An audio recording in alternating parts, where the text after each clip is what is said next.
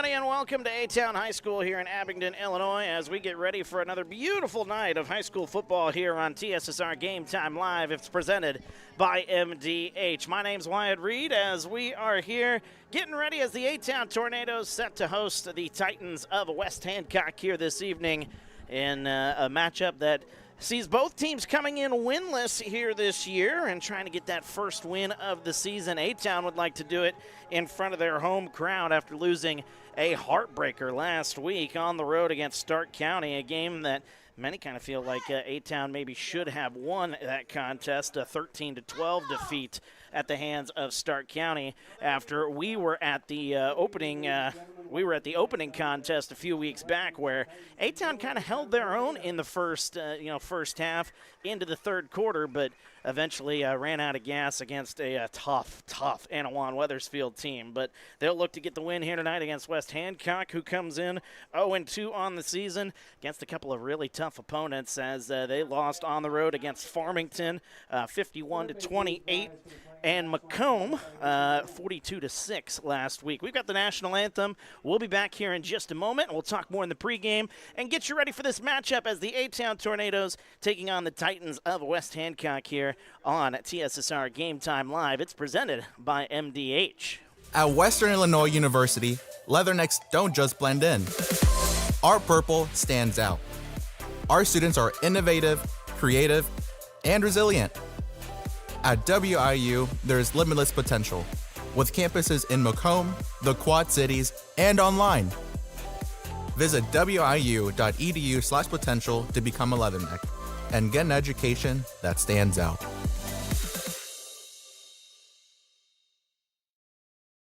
It was the community that really drew me back to Macomb. I'm from a small community, I'm from a farm family, and ultimately I always wanted to practice in a place like that, and I felt that I had the ability to connect to people who with a similar background from me, and the fact that the staff members at the hospital and the support, all the support staff at the hospital was also focused with the goal of patient care. It felt like it just all came hammered at home for me.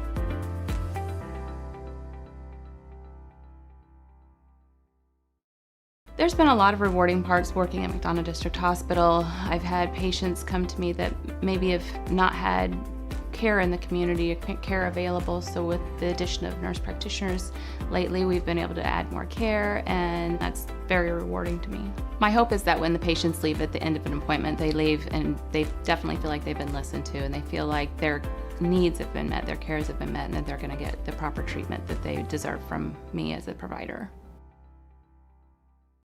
I grew up in a small town in Missouri, and I like the feel of community. I like knowing the people that I take care of and knowing the people around me, providing care for someone that you know is in this community and helping them to get better.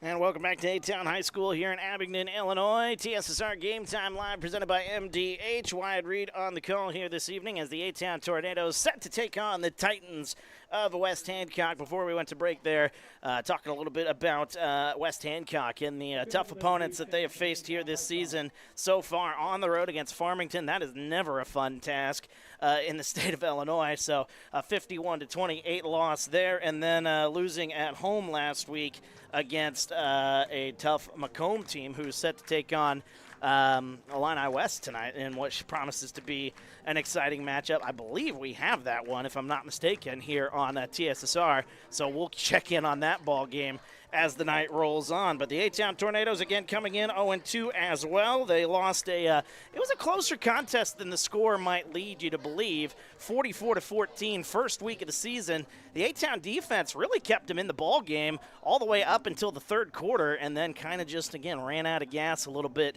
before Anawan-Wethersfield just ran wild. They had three guys rushing for over 100 yards in that ball game with 2 touchdowns apiece. So kind of a three-headed monster against Anawan-Wethersfield. They tightened some things up last week against Stark County on the road, unable to get the win. However, it was a closer contest, 13-12. A-Town looking to bring in a little bit of that momentum of that close contest and try to bring it in here to tonight's ball game as they set to take on West Hancock here this evening. Good to have everybody along here as we get ready to go here this evening. And our camera, we're going to have a camera person eventually Our regular camera person, Alyssa, is out here tonight. We're thinking about you, Alyssa, the TSSR family. We love you dearly, and you are dearly missed. And I'm not really going to get into specifics as to why she's not here, but just know we're thinking of you. We love you, and we look forward to having you back here as part of the TSSR family here on TSSR Game Time Live, presented by MDH. So we get, excuse me, ready to go here tonight. Some of the games getting underway here tonight as I get notifications as they all go live. Bushnell-Prairie City is taking on Amboy tonight. We'll check in on that ball game. Amboy, the defending state champions, so looking forward to seeing what they can do here this evening against a Bushnell-Prairie City team. Again, having to go on the road. That's never an easy task against a good Amboy team. So other game we got here tonight on TSSR, West Prairie Southeastern set to take on Ridgewood tonight. And we'll check in with those scores as well. And I believe, like I said, TSSR, I believe we've got also the Macomb Illini West game. That has not either gone live or it has, and I just didn't get the notification on the phone. But we'll check in with that game maybe if we can get some updates from that. If anybody's got updates, feel free to get into the comments. Let us know what's going on. Of course, last week we had college football going on, which is always a little bizarre if you ask me. I think Friday nights should be set aside for high school football, but I ranted about that enough last broadcast that we did, so we won't get into it here this evening. But we are happy to be here. Appreciate Reed Kelso, the AD here at A-Town High School, for having us here for the home games, both for volleyball and for football here this evening. And we're having a fun season so far. The weather's been beautiful. I thought it was going to be a little warmer, to be totally honest with you. Now, I am still sweating like crazy, but that's just who I am. So, that being said, it is turned into a beautiful, beautiful night here as the A-Town Tornadoes get set to take on the West Hancock Titans here this evening. And we should have a good one here this evening. Again, currently don't have a camera person. I believe a couple of people are coming up, and Kelso is going to get them all coached up real quick, and we're about ready to have some football here tonight. We do have the Macomb Illini West game here tonight on TSSR, so we will definitely be checking in on that one as the night rolls along. A-Town under the leadership of Jameel Johnson, their starting quarterback. Very excited to see what he can do. Got to clean up the mistakes here. Had a couple of missed passes in the first game. Had a couple of mistakes last week from what I was told. But we'll have to wait until their first possession, because West Hancock is going to get they're going to get the opening possession here as Aiden Stromson set to kick it away. And we are underway as West Hancock will receive the ball. That's a good kick, and it's picked up near the 12-yard line and taken back. But the good coverage there from the A-Town special teams. That'll get them down at about the 15-yard line, and it's going to be a tough field position there for the Titans of West Hancock as we start this ball game. Again, feel free to get into the comments. We'll get to as many comments as we can here this evening throughout the broadcast. As a solo broadcaster here for this ball game, certainly have a lot more time to take a look at some of those comments, I will say that. But West Hancock, I get a magnifying glass to read this roster sheet. My goodness gracious. I don't know why it's such small print, but it is pretty tiny here tonight, and my bad eyesight certainly going to be a little tricky here. Number 2 is their starting quarterback. That is Braden Carter. 2 wide receivers to the right, 1 wide receiver to the left. As West Hancock getting ready to run their first play. He'll step back to pass. He throws that one right side inside the 20-yard line. Good coverage there by A-Town. Number 9, Weston Schultz, the linebacker, in to make the stop along with Lucas Andrews. That'll be a 5-yard gain. And it'll be 2nd down and 5. 2nd down and 6, actually. They might have marked, well, no, it'll be 2nd down and 5. As number 7, that's Jess Scott, making the opening catch of the ball game. So West Hancock coming out slinging it here. And you know what? Watching their starting quarterback, Braden Carter, he likes to sling it. He's got a good arm, so for good reason. 2 to the right, 1 to the left. As Carter takes the snap, loads left side. Good coverage again near the 20-yard line. Good open field tackle on that one. As number 21, Tridad Sia, able to make the stop. Number 1, Hunter Froman, makes the stop. That's going to be a gain of about 1 or 2 on the play, so it's going to set up 3rd down and about 4. And a good defensive possession here early on as we get ready to go here tonight. 3rd down and about 4. A-Town looking for a stop deep in West Hancock territory. They get some good field position, too, if they can get a stop. 2 to the right, 1 to the left. I think we're going to see this formation a lot here tonight from West Hancock as their starting quarterback, Braden Carter, in the shotgun. Takes the snap, looks to throw, throws it left side. Near the sticks, he's going to have it. That's Hunter Froman again. He's going to have a gain of 5. He needed 4. That's enough for a 1st down. 2nd catch of the ball game here. 3 for 3 to start the ball game here for Braden Carter. Now they kind of go semi-no huddle. 2 to the right, 1 to the left as Carter awaits the snap. Under 10 minutes to go here in the opening quarter as Braden Carter, the senior quarterback, takes the snap. They turn, they hand it off, running it up the middle. See if we get the number there of the Titan. That is Chandler Dedant, number 10. That's his first carry of the ball game. 3-yard carry. Let's see who we got going on here. I see some comments. Our friend Steve, our good man Steve, in the comments here this evening. Good to see you, Steve. Always happy to have you along here in our broadcasts. 9:22 to go here in the opening quarter. A good opening drive here as West Hancock had to start deep in their own territory. Now a wishbone set behind Braden Carter. Here's the snap. They turn, they hand it off, and that is not going anywhere. A-Town defense. Ball might have came out, and A-Town says they got it. We're waiting for the official signal, and I think they say he was down. So Jess Scott with the carry, lost about 1 on the play. And now it'll be 3rd down and about 8, maybe 9 on the play. Let's say 8. 3rd down and 8. Ball is at the 28.5-yard line. Just getting underway here in the opening quarter. 8.5 minutes to go here. And West Hancock looks like they're in no hurry here. Clock is spinning here. And the A-Town defense looking to make a stop here in this opening possession. Good to have everybody along here tonight. Beautiful, beautiful night it turned into. Low humidity, that's what we're hoping. That's what we like to see. I don't know what the delay is here, but Braden Carter finally gets the call from his sideline, and he'll come in looking to keep his perfect stretch. He's 3 for 3 here on the night for 11 yards.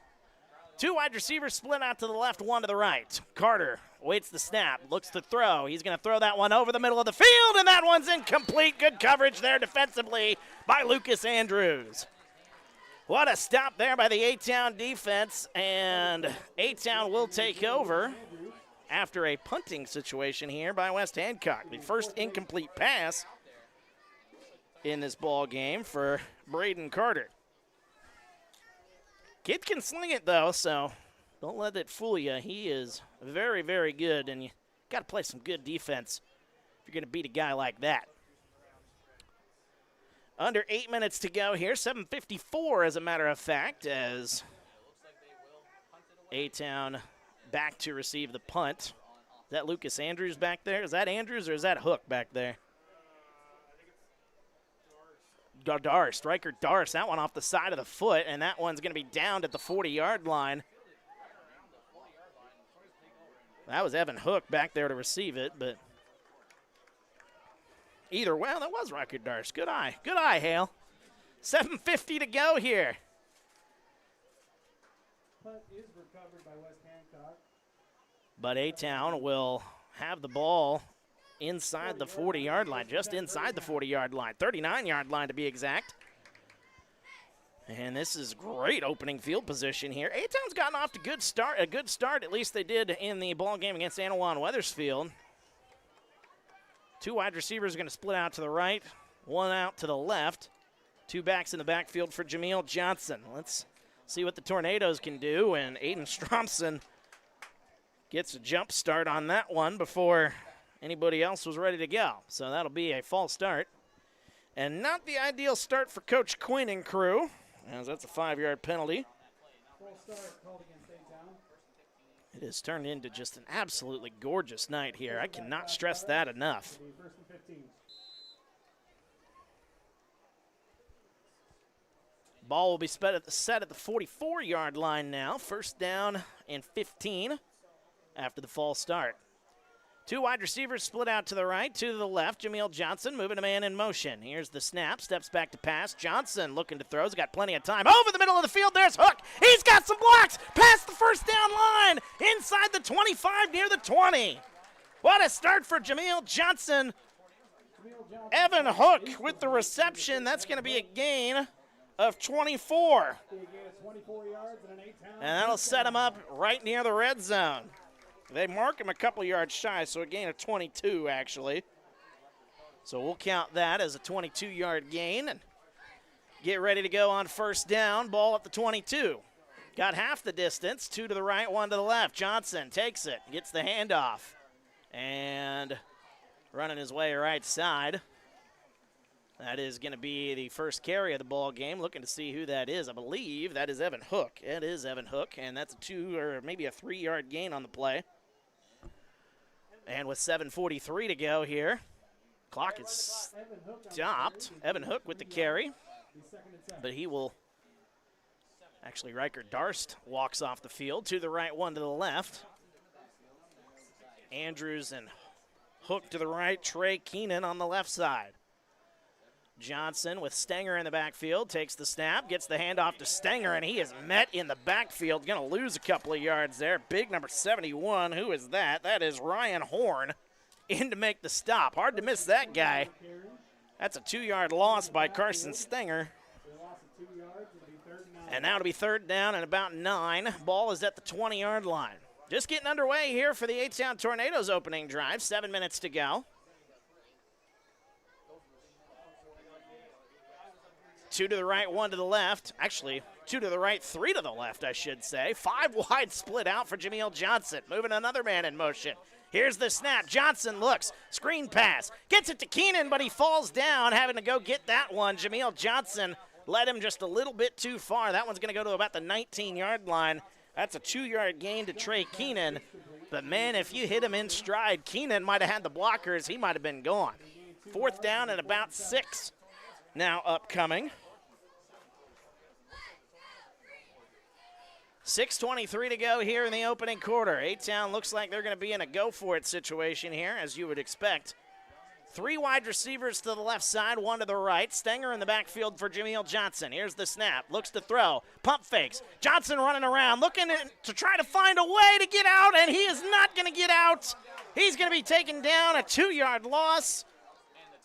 And the Titans hold strong, so both defenses here in the early going able to get the job done.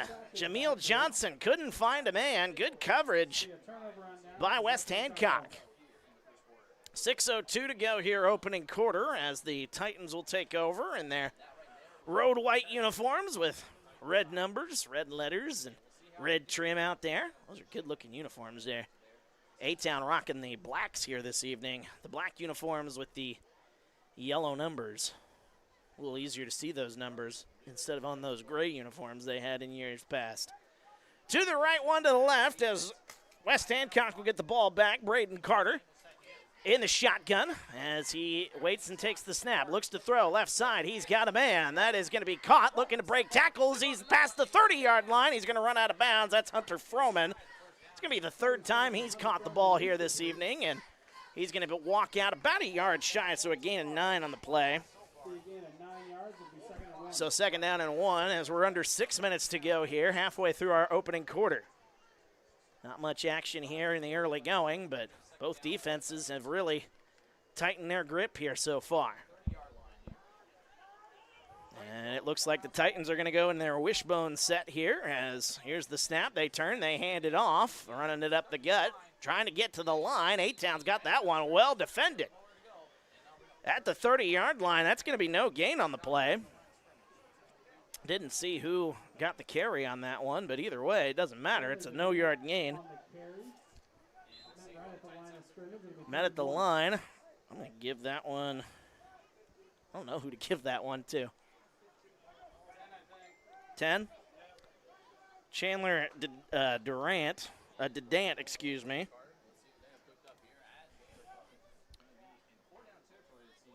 Third down and about 1 now upcoming here for the Titans. 2 to the right, 1 to the left. That wishbone set hasn't really worked here for West Hancock as Carter awaits the snap. A low snap, looks to throw. That one batted at the line. What a play there defensively. That's Cole Scheckler jumping up and defending that one. And now that'll set up 4th down and about 1, and now decision time for West Hancock. What will they do? Well, time will tell. A-Town believes that they're going to be going for it. That's probably what I would do, too, in this situation. They're going to break the huddle. They're going to go in that tight set, that tight wishbone set, behind Carter. Carter awaits the snap on 4th and 1. Turns, hands it off to his back, running his way up the middle, and he's going to have enough for a 1st down, a gain of 4. We'll see who that is. That's number 10. That is Chandler Dedant. That is a 4-yard gain for Dedant, his 3rd carry of the ball game for the junior. And with 4:35 to go here in the opening quarter, the ball is going to be set at about the 34-yard line.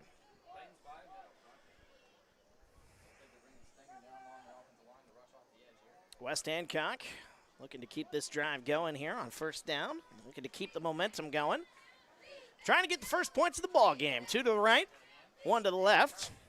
As Braden Carter awaits the snap. 1 back in the backfield. They move a man in motion. Here is the snap, and there is a jump on the line. And that's going to be the 2nd false start here in this ball game. 1 each side. That's going to be number 56, Leighton Cronkite, excuse me. And that'll be a 5-yard penalty here, so back him up, 1st and 15. Not ideal if you are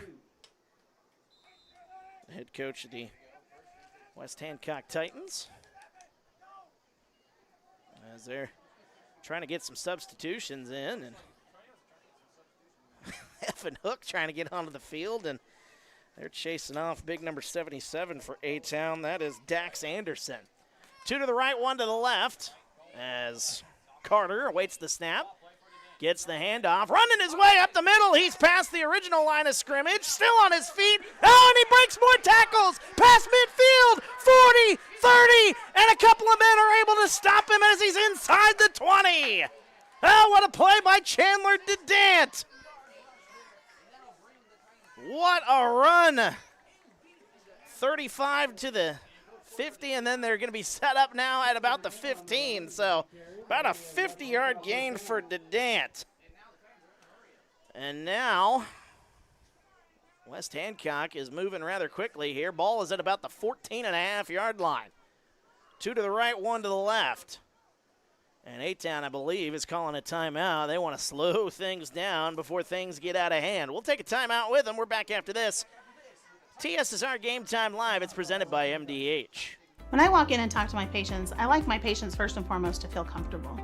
I like to keep it real with them. I like them to know that I'm there to listen to them and to help them understand some of the processes that they may be going through. The most rewarding aspect that I feel with caring for patients is when those patients come back in and they tell me how much better they feel for something that I have helped them accomplish in their health care.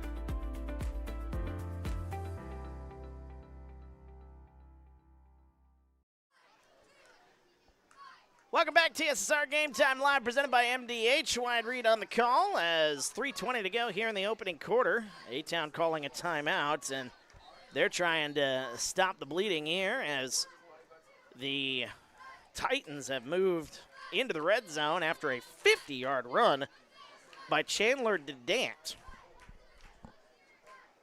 The junior running back, now with 57 yards rushing on 4 carries. A-Town had been doing a pretty good job the first 3 carries, holding him to not much, but that did not last long here. Wishbone formation out of the timeout. 3:20 to go here as Braden Carter turns, hands it off to Dedant again, and he's going to lose maybe a yard on that one. So the timeout works to Coach Quinn's liking, as the clock will tick close to 3 minutes to go here in the opening quarter. Somebody's helping me out here in the chat. I appreciate that. That's what the chat is for. Steve, it's day dance, not the dance. Well, I appreciate that. I'm just going by what they wrote for me here. But I appreciate that. Day dance loses 1 yard. Second down and 11. Ball's at the 15-yard line as we've got 2:40 to go here. 2 to the left, 1 to the right. As Carter takes the snap, turns, a little screen pass outside. A-Town trying to get it covered, but that's going to be a gain. They're going to mark him out at about the 10-yard line. It's kind of a generous spot for A-Town. So that's going to be a 5-yard gain. West Hancock doesn't agree with the spot. That is number 1, Hunter Froman.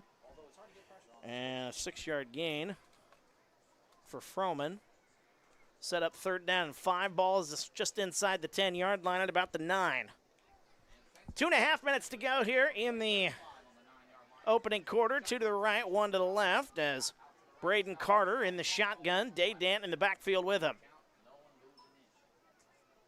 Trying to get A-Town to jump. They jumped a couple of times a couple weeks ago against Anawan Wethersfield, but a little more disciplined in this one here as Carter takes the snap, turns, hands it off to Day Dant, running his way outside to the pylon. He's going to make his way into the end zone. Touchdown, Titans. Chandler Day Dant from 9 yards out. Oops. And Day Dant on the board for the first time, a touchdown for West Hancock.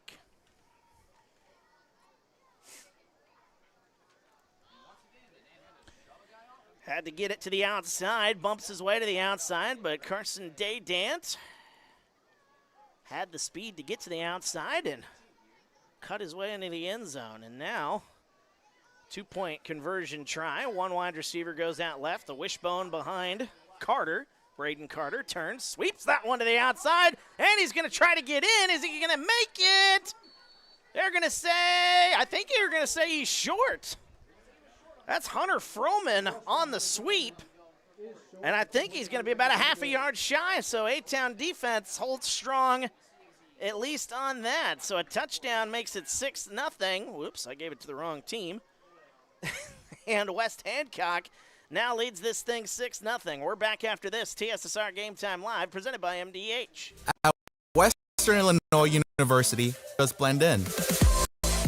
Our purple stands out. Our students are creative, resilient.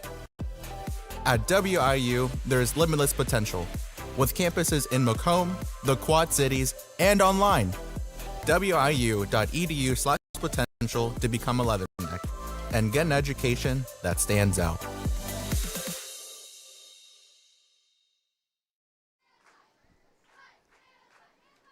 Welcome back to TSSR Game Time Live, presented by MDH. Wyatt Reed on the call as we are at 2:26 to go here in the opening quarter. Chandler Day Dant, running in a 9-yard touchdown for West Hancock. They lead at 6-0. The 2-point try was no good for the Titans. So now West Hancock will set up the kickoff from the 40-yard line. Good to have you with us. Again, feel free to get into the comments. Let us know where you're watching from, who you're pulling for, your reaction to the game, whatever you want to talk about. We'll chat with you here as there is an onside kick try. That's going to be recovered by number 14. That is Colin Jennings, the sophomore for A-Town, able to fall on that one, and they were ready for it. So A-Town going to have good field position again. Earlier in this ball game, they couldn't take advantage of the good field position that they were gifted after a punt. Not so good punt either, but they were able to, the West Hancock defense, able to tighten the screws, and they now lead 6-0. 2 wide receivers on each side of Jameel Johnson. They got a tight end lined up in there as well. Keenan moves in motion. Johnson going to roll his way to the outside, trying to get to the corner. He's going to cut back, trying to get back to the line of scrimmage. And Jameel Johnson only going to have a 1-yard gain, as that was covered well by West Hancock. Gain of a yard, and 2nd and 9. The Titans playing some good defense there on the outside as Jameel Johnson. We saw his speed against Anawan Wethersfield on the opening play of the game, where he ran a 64-yard touchdown to the house. Caught Anawan Wethersfield off guard, I think, by just how fast Jameel Johnson is. But I think the Titans know, and they say they're not going to let him beat us here, at least on that play. 1:40 to go here in the opening quarter. 2 to the right, 1 to the left, right at midfield. Johnson, the man in the backfield, awaiting the snap. Takes the snap. Oh, that snap is high over the head of Jameel Johnson. He falls on it. And A-Town only going backwards here. That's a 9-yard loss by Jameel Johnson. Seen a couple of not-so-great snaps for A-Town here in the early going. A-Town lucky to fall on that one, but it's going to set up 3rd and forever. 3rd down and 20. Ball is at the 41-yard line. 1:05 to go here in the opening quarter. The A-Town offense, I've been struggling here a little bit this season, looking to get a spark going here. And a 3rd and long conversion would certainly be a good spark. 2 to the right, 2 to the left, moving a man in motion. That's Stenger, and Johnson going to launch this one deep left side. He's got Keenan wide open, and he hit him. Cuts back in the end zone. It's Trey Keenan. Touchdown! Touchdown, Tornadoes! 59 yards!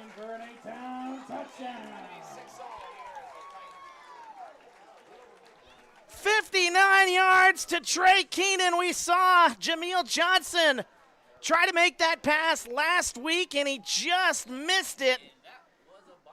Able to get that one in. Trey Keenan was wide open, and he cut his way back and runs his way into the end zone. 59 yards with 35 and a half seconds to go. And the A-Town Tornadoes tie this thing at 6. Coming in to kick the extra point for A-Town, that is number 71, Jacob Lezak. As the snap, kick is on its way, it is up, and it is good. Or did they say no good? They wave it off. That was no good. Looked good from here, but that's why they don't put me in charge. We're tied at 6, 35 and a half seconds to go in the quarter. Back after this, TSSR Game Time Live, presented by MDH. It was the community that really drew me back to Macomb. I'm from a small community, and I'm from a farm family, and ultimately I always wanted to practice in a place like that, and I felt that I had the ability to connect to people who with a similar background from me, and the fact that the staff members at the hospital and the support, all the support staff at the hospital was also focused with the goal of patient care. It felt like it just all came hammered at home for me.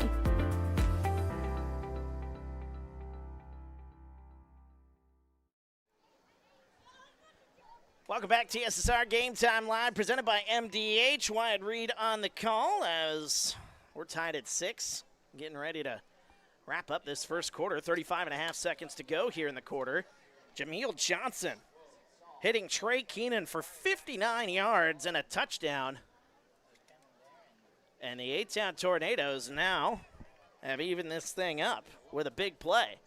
Now, I was just talking about A-Town needing to get a spark on offense, get their offense chugging along here. It's been struggling the first 2 weeks of the season outside of a couple of big plays, and that's certainly something that could spark your offense and get you moving as Aiden Stromson ready to kick this one off.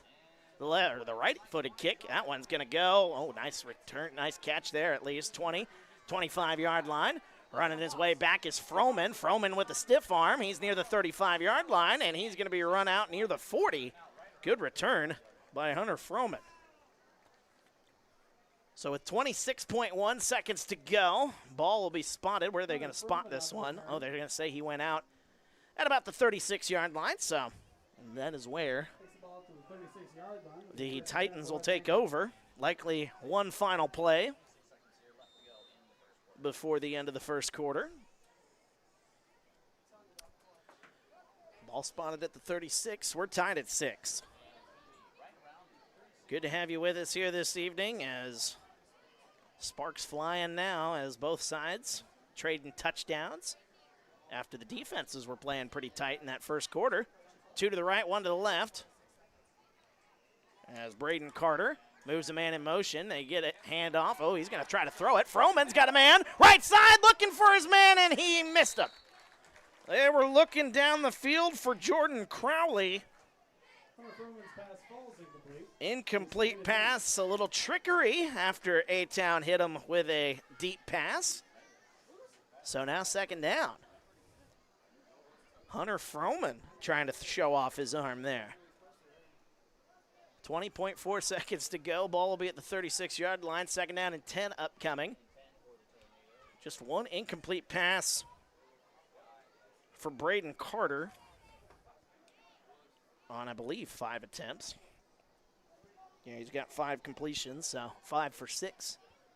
Or no, 5 of 7, because he had the one batted at the line. And they handed off. A-Town's got the run game figured out here, at least in the first quarter.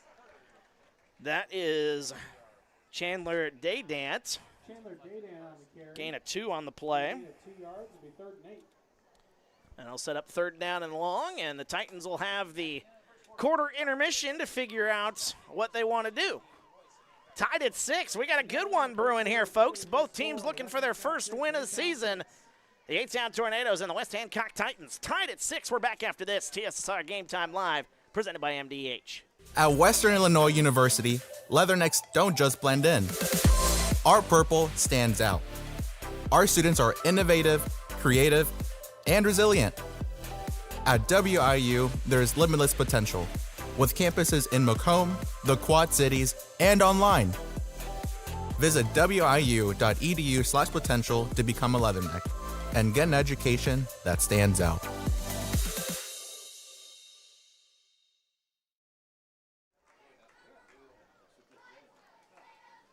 Welcome back, TSSR Game Time Live, presented by MDH. Wyatt Reed on the call as we get ready to start the second quarter, and we have a good one brewing here as the West Hancock Titans and the A-Town Tornadoes tied at 6. 9-yard touchdown by Carson Daydant.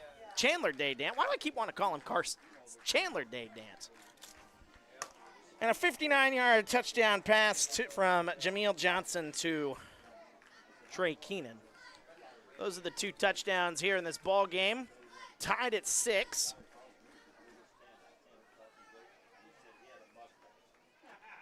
Third down and 8. This is a big 3rd and 8 here for the A-Town defense after getting that big play just moments ago.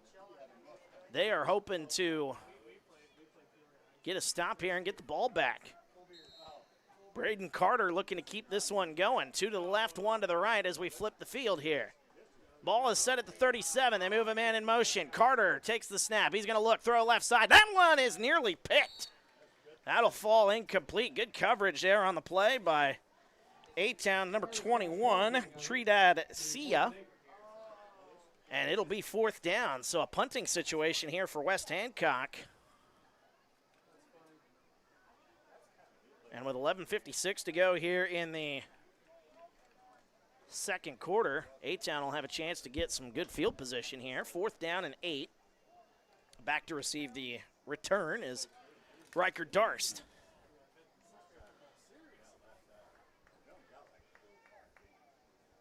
West Hancock to punt it away from the right to the left. And a quick punt. That one high into the sky, but it's not very far. That's going to take a good West Hancock bounce. And it'll roll inside the 30-yard line. So it actually ends up being a pretty good punt as it is down. Good punt there by Hunter Froman. As with 11:46 to go here in the first half, A-Town will take over. Ball at about the 28, maybe the 29-yard line. So the 29-yard line is where they spot it. That's where we'll set things up here. The A-Town Tornadoes getting some big plays here in this ball game. A 22-yard catch by Evan Hook here in this ball game, and then a 59-yard touchdown pass to Trey Keenan. Jameel Johnson looking to make an impact with his arm here. 1 to the left, 2 to the right, as we've got movement all over the place, and I think West Hancock might have jumped. Or they're going to say false start. Who jumped first is the question. 11:46 to go here. It's going to be a false start on A-Town And that is not the ideal, working from behind the sticks again. We saw quite a few pre-snap penalties against Anawan Weathersfield.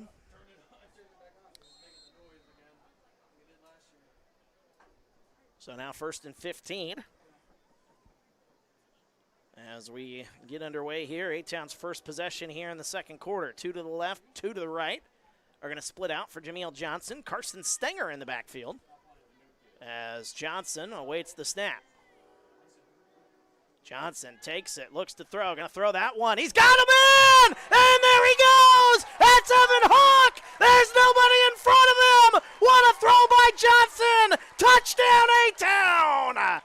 Touchdown, Tornadoes! Is complete for an 8-town touchdown. 77 yards to Evan Hook. That was a perfect pass. You could not have placed that one any better. Caught it in stride. All the speed in the world, and A-Town on the board again with another big play. 12-6 our score. What a play by Evan Hook. A great route, a great pass from Jameel Johnson. Out to kick the extra point again is Jacob Lezak. Missed the first one as that kick is on its way, and he got it. And the crowd erupts as he gets that one to go in. Extra point is good for Lezak. 11:36 to go here in the quarter. We're back after this. TSSR Game Time Live presented by MDH. There's been a lot of rewarding parts working at McDonough District Hospital. I've had patients come to me that maybe have not had care in the community, care available. So with the addition of nurse practitioners lately, we've been able to add more care, and that's very rewarding to me. My hope is that when the patients leave at the end of an appointment, they leave and they definitely feel like they've been listened to, and they feel like their needs have been met, their cares have been met, and that they're going to get the proper treatment that they deserve from me as a provider.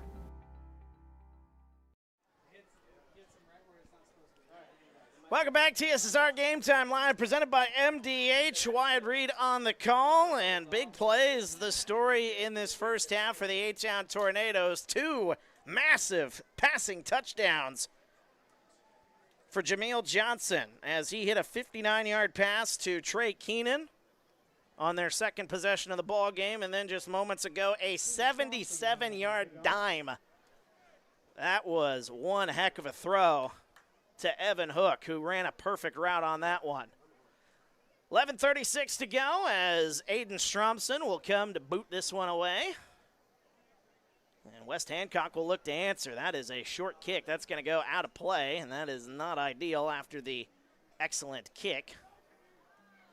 So West Hancock will have great field position as they look to get the response. Steve lamenting at the Tornadoes' aerial attack here tonight. It has been a thing of beauty by Jameel Johnson.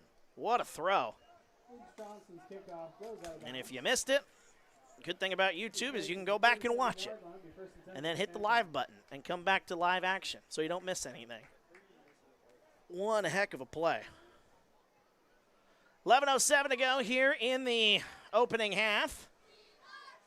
A-Town and West Hancock both looking for their first win of the season. We got a whistle.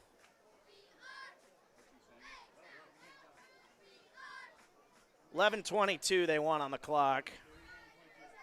As 11:27, excuse me. All right, so the stall was the officials trying to get our attention up here in the press box, trying to get the clock correct so we can play some football. 11:27 to go here. One wide receiver going to split out to the right, 2 wide receivers to the left for Braden Carter. As he'll look to get the Titans back in this one. That one's nearly picked, but instead it's taken, and that's going to be a first down. That is a beautiful catch on that one by big number 7. That's Jess Scott, the senior wide receiver, his second catch of the ball game. Gain of 11 on the play, and that's a first down for the Titans. the A-Town defender, I didn't see who it was. He sold trying to get that pick, but when you do that, you run the risk of giving up a big play, and thankfully A-Town didn't give up too big a play, but still gave up a first down as West Hancock is now set up at midfield. 2 to the right, 1 to the left. As Scott in the backfield, he's got Chandler Daydant back there with him. Under 11 minutes to go here in the opening half. Scott takes it, hands it off to Daydant, runs his way up the middle, and he is stopped. Gain of 2 on the play. Chandler Daydant hasn't really been able to get that big of a running lane here. He was able to shed some tackles, and that gave him a 50-yard run. That is the biggest play of the ball game for him, plus the 9-yard touchdown. But other than that, 3 here, 4 here, no gain, 2 and 2, and 1-yard loss. I mean, it's been a tough go for Chandler Daydant outside of 2 really good plays for him. A-Town defense kind of tightening things up after getting a run over in the game against Anawan-Wethersfield, where they had 3 players with over 100 yards rushing. 10-10 to go here, second quarter. 2 wide receivers to the right, 1 to the left. As Braden Carter takes the snap, looks to throw, going to throw that one deep. He's got a man. Did he hit him? Oh, he did! He caught it! And he's inside the 20. He steps out of bounds. Hunter Froman with the reception. They mark it out at about the 17-yard line, a gain of 31 on the play for Froman. What a catch on that one. 2 to the right, 1 to the left as they're going to move quickly here. They hand it off, running his way, Daydant. He gets back to the line of scrimmage, and that is it. What a pass. I saw Braden Carter warming up in the pre-games, and I'm like, boy, this kid has got a serious arm. He's going to be a problem in this ball game. And sure enough, he's able to get the job done. He'd been doing short routes most of the first half up until that moment. He's going to throw this one right side, and he overthrows his intended target, looking for Jess Scott. And that is going to be now 3rd down after the no-yard gain on the run, and now an incomplete pass. 9:28 to go here in the third, and now a huge 3rd down here if you're West Hancock. You're trying to get back on the board. You're trying to even this thing up, or even take the lead if you can get a 2-point conversion. A-Town looking to get a stop here and try to get the ball back here and try to get another big play. We got a little stall again.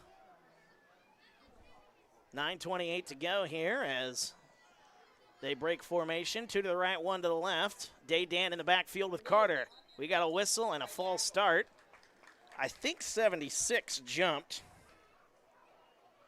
Apollo White, if it was him. Couldn't quite see who jumped, but that looked like it from up here. So now 3rd down just got a little trickier here for the Titans. 3rd down and 15. The ball is going to be set at about the 21-yard line. We've seen some big pass completions here in this game. 1 for 22, 1 for 59, 1 for 77, and 1 for 31. The aerial attack has been a lot of fun here tonight. Tell your friends, tell your family, hey, go to TSSR, man. Go watch this broadcast here tonight. We'll take a look at some of the other scores going around our TSSR family and networks as the night moves on. We got some good ones here for you, including the defending 8-man state champion. 2 to the right, 1 to the left as Scott rolls, takes the snap, rolls it right side. He's got him in, and that one tipped, and it's nearly picked.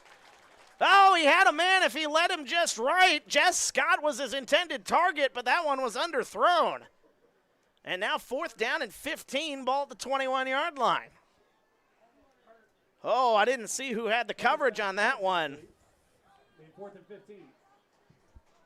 And now 4th and 15, and a huge play here for the Titans, looking to get back into this one. They need the 6-yard line.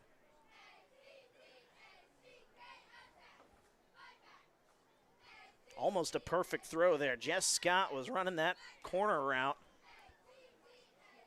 and just missed the touchdown there. Just underthrown on that one. 9:22 to go here in the fourth, or in the second quarter, I should say. 4th down, 2 to the right, 1 to the left. Braden Scott Braden Carter, excuse me, in the shotgun. Takes the snap, rolls out, right side, looking for a man, still looking, pressure comes, throws that one towards the end zone. It is that caught? That is caught. That is caught. Are they going to say touchdown? They are. Touchdown, Titans. Are you kidding me?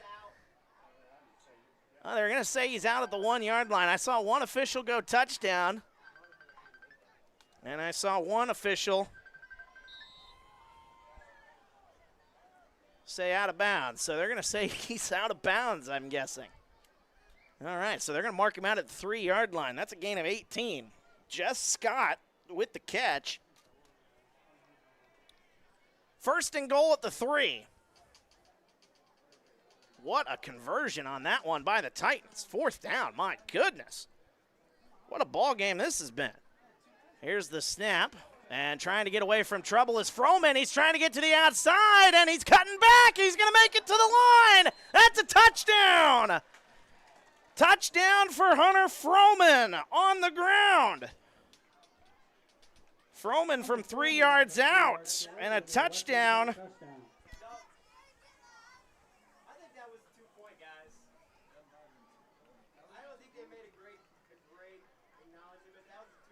That was the 2 point? Okay, I was right. So they never made the official signal here, so we're being told that that is now a touchdown and a 2 point try. So now West Hancock has got the lead. Everybody's confused up here in the press box. It's not just me. It is not just me. 14-13. Let's take a quick break. Back after this, TSSR Game Time Live presented by MDH. I chose physical therapy because I knew I wanted to be in the healthcare field. I wanted to be able to help patients in some way related to more in depth. We get to know our patients, and that's really what kind of sets us apart.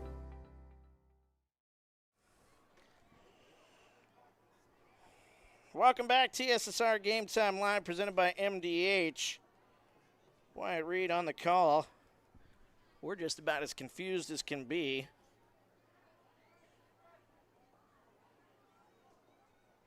So a 21-yard touchdown on 4th down and 15. So that's Braden Carter hitting Jess Scott from 21 yards out. And then what we thought was the touchdown ended up being the 2 point try. And now West Hancock has a 1 point lead. All the chaos is figured out. What a catch by Jess Scott. That kind of got lost in that whole thing. And there's another onside kick try. A-Town's able to fall on it. This time at the 40-yard line, so not as good a field position as the last time, but still pretty good field position here for A-Town. Kickoff is recovered by number 3, Trey Keenan. Keenan able to fall on it here. He's got the touchdown reception. One of them anyway. Evan Hook with the other one. 1 point ball game after all the confusion. All right, we're just going to wipe that from our memory here at least. Well, we can't wipe too much of it away because it was a touchdown. I mean, that is a turning point in this game. We'll wipe the fact that I didn't know who it was or what it was. To be fair, they didn't give an official signal. Moving a man in motion, it's going to be 2 to the left and 1 to the right. Here's the snap. They hand it off to Stenger, and he is met at the line. Maybe gets back to the line of scrimmage. He might have lost a yard. Give him about a half a yard loss on that one. It'll be 2nd down and 10.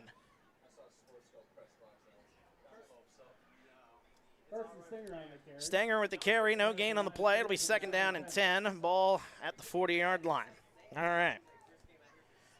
We're figured out now. 8:35 to go here in the first half. A-Town looking for an answer. They'd like to get a touchdown here. They get the ball back.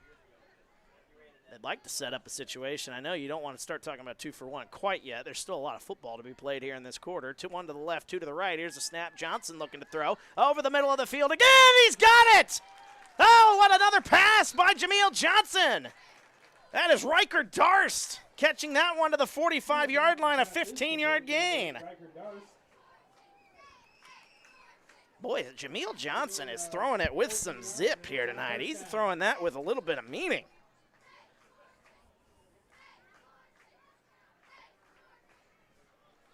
.808 to go here in the first half. Ball's now at the 44-yard line. They give them 16 on that play. 2 to the right, 1 to the left. Johnson takes it, hands it off. Riker Darst going to lose a yard on that one. After that catch, Darst is going to lose a yard. A-Town has not been able to get anything going on the ground here tonight. It's been all Jameel Johnson. 7:40 to go here in the first half. 14-13, West Hancock with the 1-point lead.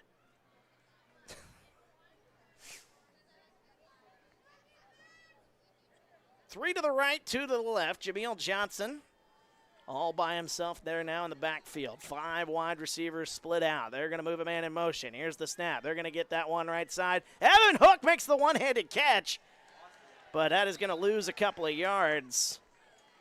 What an effort by Evan Hook, but that's going to be about a 2-yard loss on that play. So A-Town just keeps going backwards now. It'll be 3rd down and about 12. 7:08 to go here in the quarter. Good to have you with us here this evening. A-Town looking to get on the scoreboard again. They are going back and forth with the Titans. Both teams looking for their first win of the season. 2 to the left, 2 to the right. Jameel Johnson, a man in the backfield. Johnson takes the snap, looks to throw. The pressure comes, throws that one over the middle of the field. He had Hook, but the pressure affected that pass, and it'll fall incomplete. And Johnson kind of frustrated a little bit on that one. He was hoping to get that pass. Hook was wide open. He might have had a first down, or at least he could have set up a go-for-it situation. But instead, A-Town will punt this one away with 6:43 to go here in the second quarter. Trying to pin the Titans deep. West Hancock's not buying that they are punting this one. And the punt is underway. This is going to be a good punt here if it can take a good bounce. It is going to take a good bounce. That's going to be down at about the 11-yard line. So good punt on that one. Titans are going to be pinned deep once again. Second time in this ball game, they'll start a possession inside the 20-yard line. 6:36 to go here. Ball is at about the 11, maybe the 12-yard line.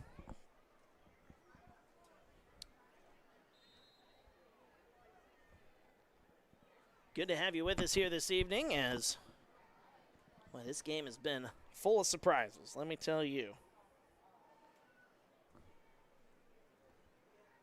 West Hancock will take over here. Their starting quarterback, Braden Carter, breaks the huddle. 1 wide receiver on the right side, 2 on the left. He's got his man in the backfield. As takes the snap. Carter going to look to throw. He's got a man who's got a step, and that one's caught to the 50. He's spun down. Oh, my goodness. That's a way to get out of your own territory. What a catch. A gain of 42 on the play. Trying to see who that was. That's Hunter Froman. Jordan Crowley, excuse me. Number 11. Gain of 42 on that play. Another big play in this ball game. Bobbles the snap. Able to get it. Daydant. Oh, he breaks some tackles. He's running his way past the 40-yard line, and he'll be taken down near the 35. Daydant with a nice run. That is a gain of 13 on the play. His biggest run outside of a 50-yard run that he had to set up West Hancock earlier in this ball game.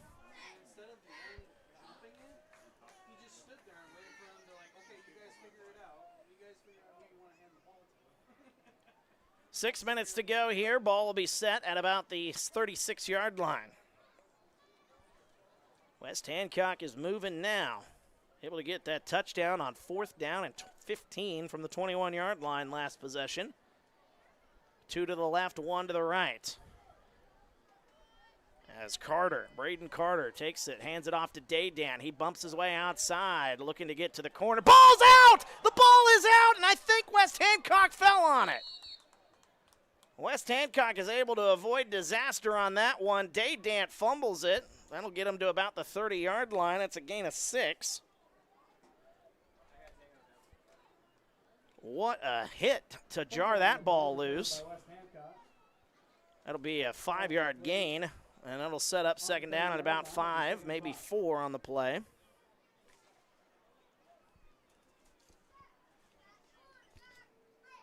Coming up on 5 minutes to go here in the first half.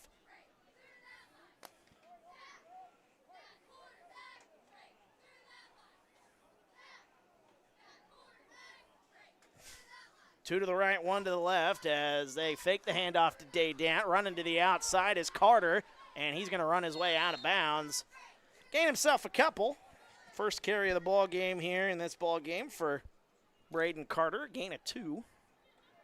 Braden Carter on the carry. And that'll set up third down and about 2.5. 4:48 to go. Third down and 2.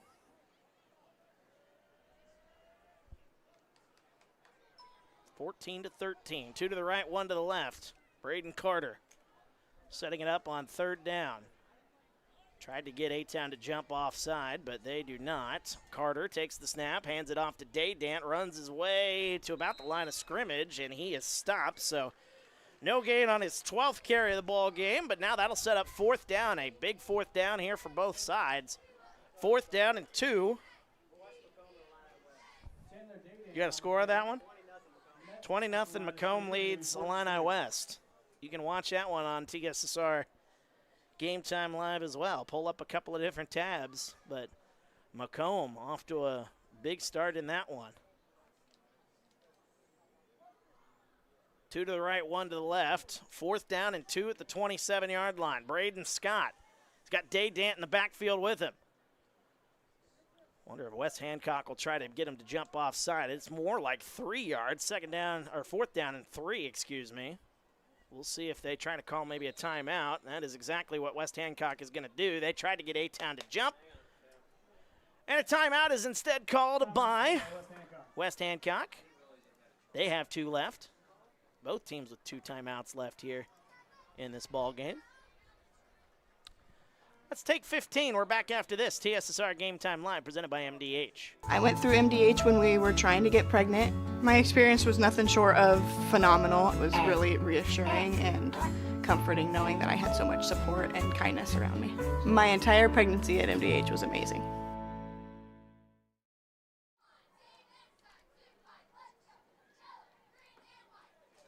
Welcome back, TSSR Game Time Live, presented by MDH. Wyatt Reed on the call. A big fourth down and about 2.5 upcoming. West Hancock with the football. Ball at the 27-yard line. The Titans leading the Tornadoes here in this one. It's been a good ball game so far, and we're getting ready to come up on half. 3:53 to go here in the first half. A-Town looking for a stop so they could maybe set up a 2-for-1 situation here where A-Town does get the ball back when we start the second half. But got to get a stop here. 1 wide receiver out to the right, 2 on the left side. It's Braden Carter with Daydant in the backfield. Fourth down and 2. Moving a man in motion as Carter takes it, hands it off to Daydant. He runs his way past the 25-yard line, and he's going to have a first down. Penalty flag comes in. They might have got a face mask in there as well. We'll see. But the ball is going to be spotted at the 22-yard line, a gain of 5 for Chandler Daydant. There I go again, trying to call him Carson. But it is a face mask on A-Town. Chandler Daydant. Also, there is a face mask penalty against A-Town. So we'll see how much they mark off on the face mask. And that's going to be a 10-yard penalty. So a 10-yard penalty on A-Town. That's their 3rd penalty for 20 yards here in this ball game. 3:45 to go here. 1st and 10 at the 10. Or, excuse me, 1st and 10 at the 11. They mark them at the 11, so half the distance. So West Hancock can technically get a first down without getting a touchdown. 3:25 to go here in the first half. 2 wide receivers left, 1 to the right. as Braden Carter in the shotgun takes it, hands it off to Daydan. He runs his way up the middle, runs his way through. Tacklers, that's a touchdown. Chandler Daydan from 10 yards out. And West Hancock is back on the board. Touchdown, Titans.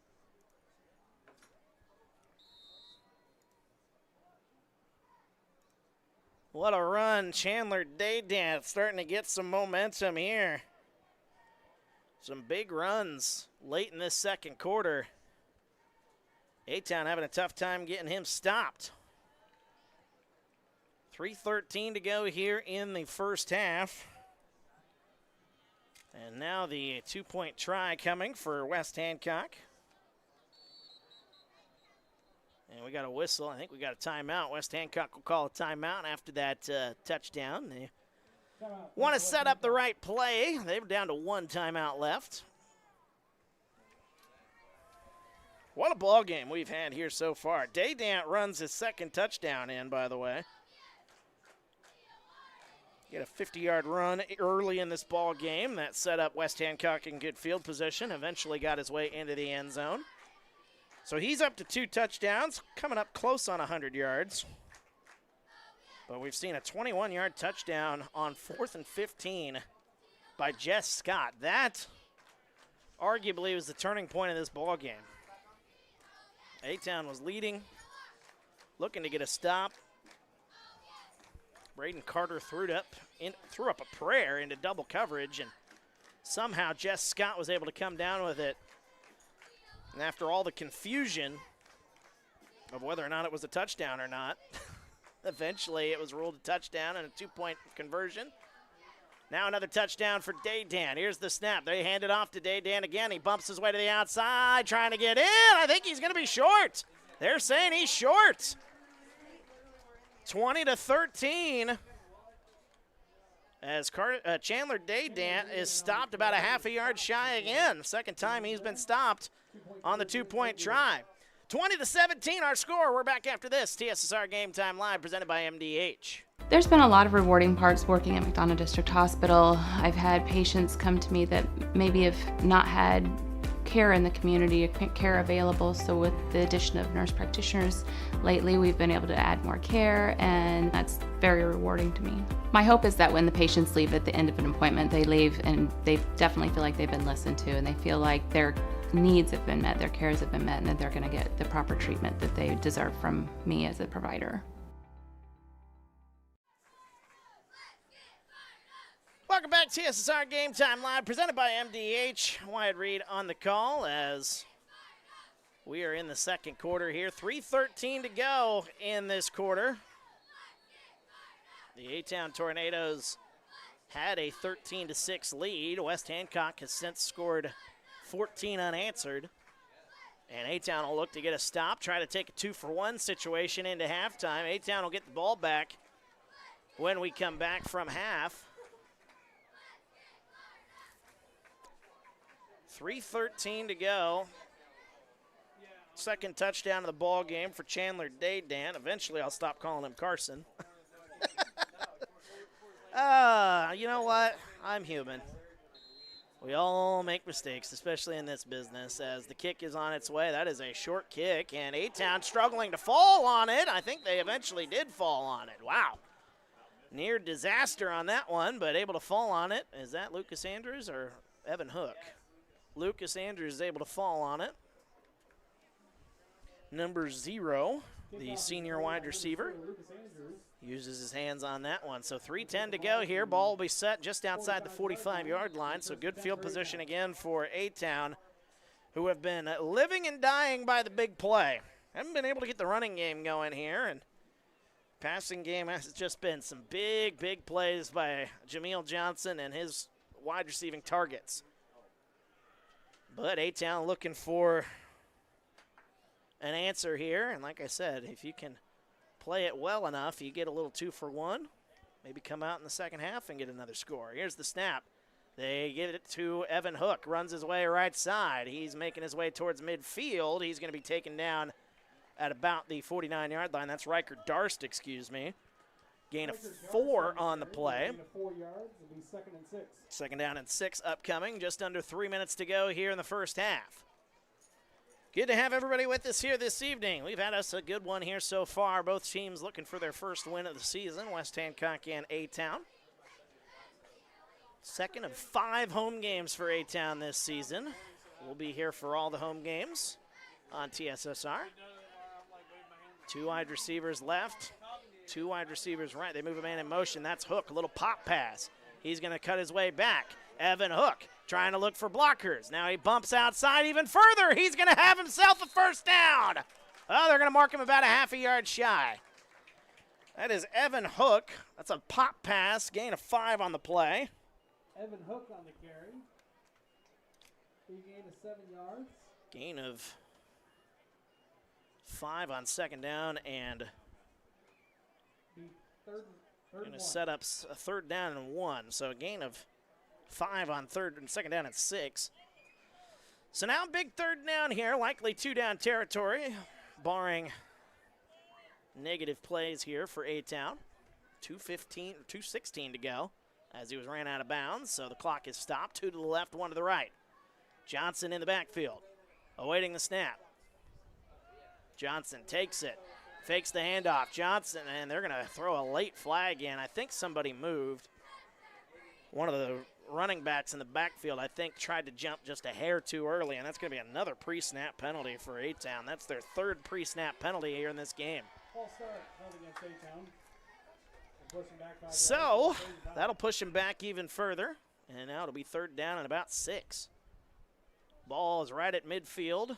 Need to get to just inside the 45-yard line. 20-13, West Hancock with the lead. Coming up on halftime, 2 wide receivers on each side of Jameel Johnson. Still likely 2 down territory, I'd say, barring a big loss here. Johnson takes the snap, looks to throw, throws it right side. That one is incomplete. Looking for Evan Hook on that play. I don't think Hook knew it was coming. That one sailed right over his head. Dangerous throw there by Jameel Johnson, and now 4th down and 6. What will Coach Quinn do? Will they try to pin him deep, or will they go for it here on 4th down? Time will tell. It looks like they're going to bring the punting unit in. Don't want to take any chances and give West Hancock good field position. The West Hancock crowd loves to see it. Ball is at the 50-yard line, 2:09 to go here. As getting ready to punt this one away, A-Town. Pressure comes. Oh, they're just able to get that one away. Nobody's back, and that's going to be a good punt, and that is going to be inside the 10-yard line. Nicely done. They down it right at the 10. Good coverage down there. Chase DeFord able to get down and down that one before it sputtered its way into the end zone. So 90 yards to go, 2 touchdowns. You do have a quarterback with a good arm, though, for West Hancock and Braden Carter. So this is not out of the realm of possibilities, but a tall order with only 1 timeout here. Nonetheless, we've seen some big plays here tonight. 2 minutes to exactly. 1 wide receiver left, 2 wide receivers on the right side. They move a man. That's Jess Scott in motion. Now he's on the left. 2 to the left, 1 to the right. Here's the snap. Looking to throw. Carter gets that one outside. That is caught and breaking a tackle. Runs his way towards the line. They're going to say spin the clock. That's going to be a 6, maybe a 7-yard gain on that play. Trying to get the number as to who that was. I believe that was number 11. That's Jordan Crowley. Carter's pass is complete to number 11, Jordan Crowley. So a gain of 7 on the play. It'll be 2nd down and 3 with 1:35. Carter looks to throw, has it right side. That's caught, and we'll see where they spot it. They're going to mark it about a half a yard shy. That's Jess Scott on that play, his 4th reception. Number 7, Jess Scott. So now 3rd down and about 1 with 1:20 to go here. As Braden Carter, semi-no huddle, 2 to the left, 1 to the right. Here's the snap. Ball is on the ground, able to pick it up, and throws that one over the head, and it's incomplete. So now 4th down for West Hancock. Likely punting situation here. You would think, if you're West Hancock, a turnover on downs, and A-Town's got a really good chance to get some points with 2 timeouts left. But no, West Hancock is still out there offensively. 1:10 to go, ball at the 19-yard line. We got a whistle and a timeout called by A-Town. They burn one.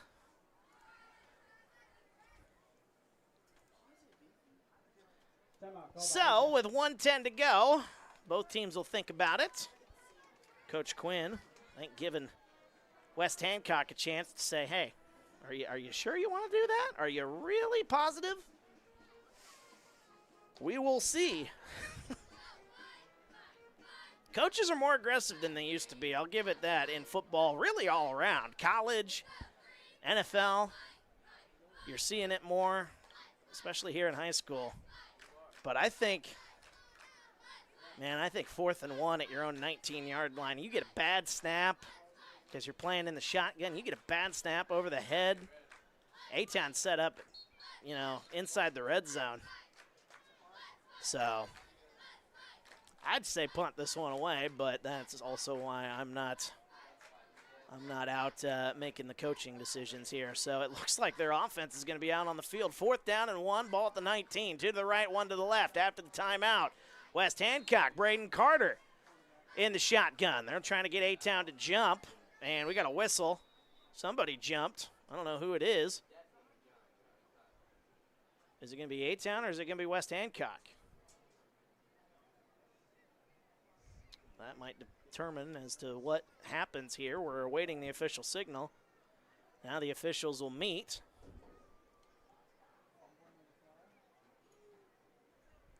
And they're going to say false start. That'll push West Hancock back.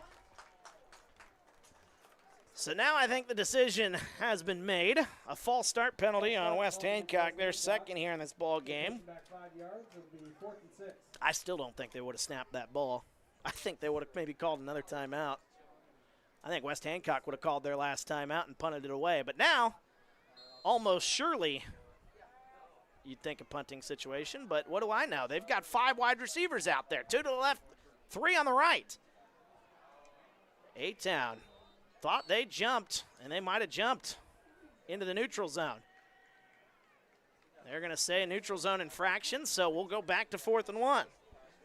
It's a game of chess here. You've seen it all.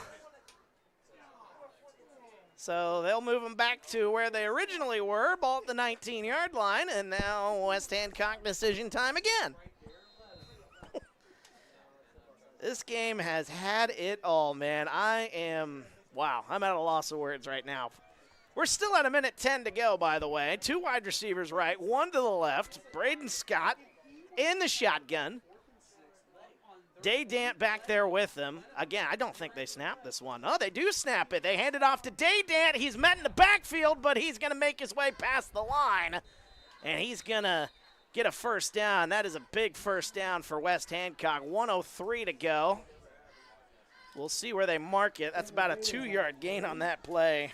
15th carry of the ball game for Chandler Daydant. I did it again. My apologies to the Daydants, by the way.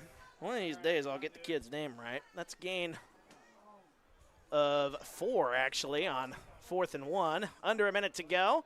Carter looking to throw. Launches that one deep right side. Good coverage by A-Town. Lucas Andrews back there in coverage. That one falls incomplete. 46.4 seconds to go. 2nd down and 10 upcoming. Ball will be at the 23-yard line. It'll be 2nd and 10. A rare incomplete pass here for Braden Scott. Braden Carter. Goodness gracious. Getting names mixed up here today. I don't get it. I took a nap, too. I should be riled up and ready to go here today, but not my A-game stuff. My apologies there, folks. 2 to the left, 1 to the right. We have Braden Carter in the shotgun. Takes the snap, looks to throw, throws it right side over the middle of the field, and that one is incomplete, and a penalty flag comes in. Looking for Jordan Crowley on that one. Might have had a little bit of early contact. I thought it was good coverage from up here, but We got a whistle and a penalty flag. Another penalty flag comes in. A-Town might have got an unsportsmanlike call. Something must have been said on the A-Town sideline. A second flag has come in, so 46.4 seconds to go. Pass interference is indeed the call. And then it'll be unsportsmanlike conduct, you imagine, after.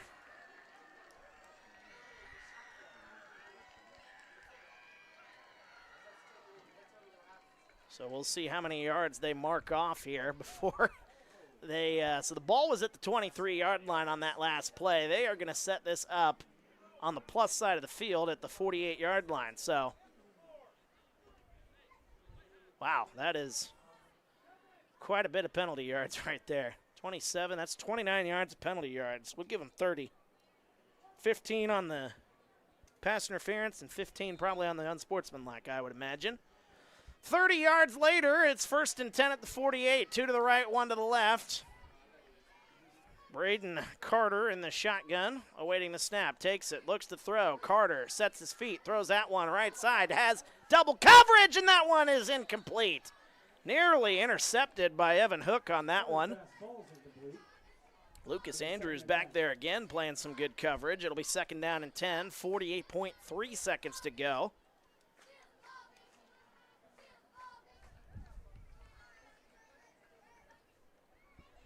What a first half this has been. Goodness gracious.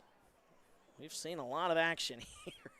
Big plays and controversies and chess matches between coaches.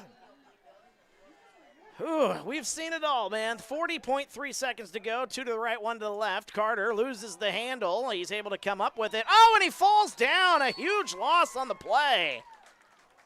That is going to be an 8-yard loss. Braden Carter loses 8, 25 seconds to go. The clock's still ticking, and they're going to have to put some time back on the clock, it looks like. A timeout called by A-Town. That will be their last timeout. Looks like A-Town wants to try to give it a chance. I think 37 is what they want on the clock.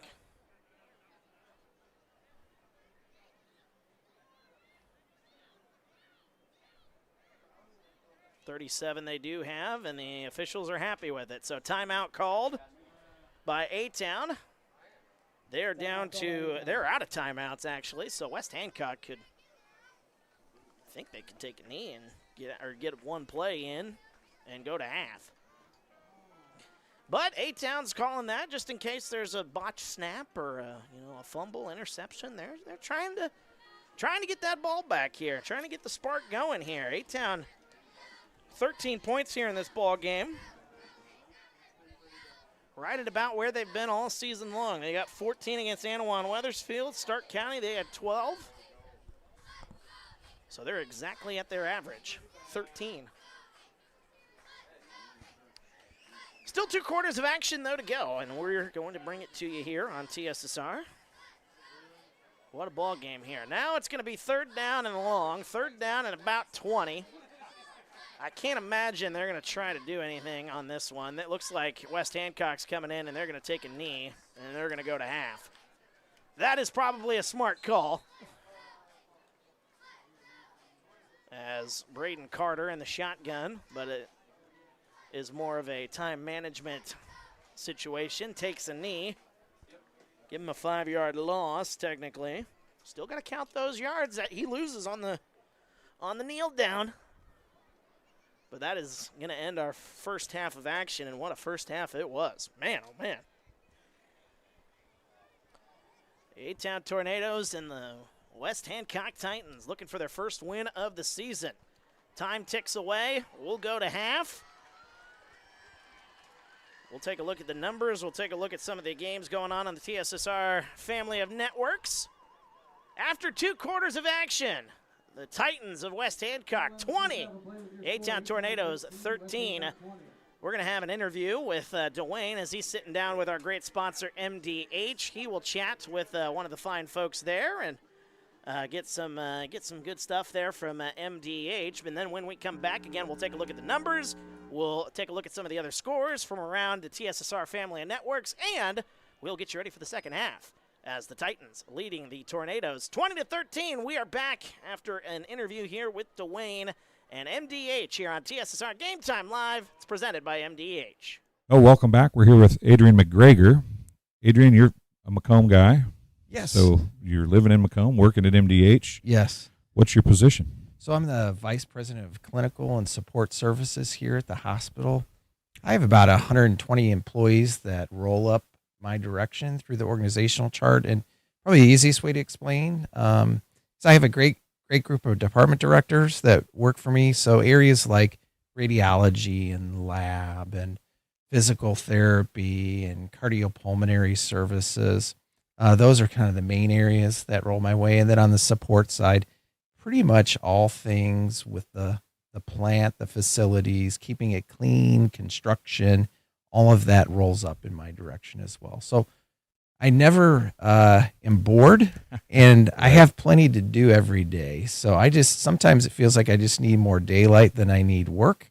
But this is a great organization, and I work with some of the best people in this community, and I'm proud of that. Mostly proud of all that they are and all that they do, and the employees and what they contribute to the organization. We have a great group.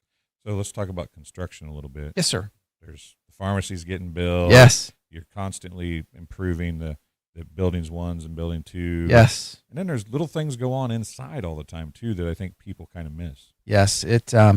Well, kind of going back to that 800,000 square foot number, there's always something going on. And I think we're going to be moving more towards a maintenance and improvement, incremental improvement over the next couple of years.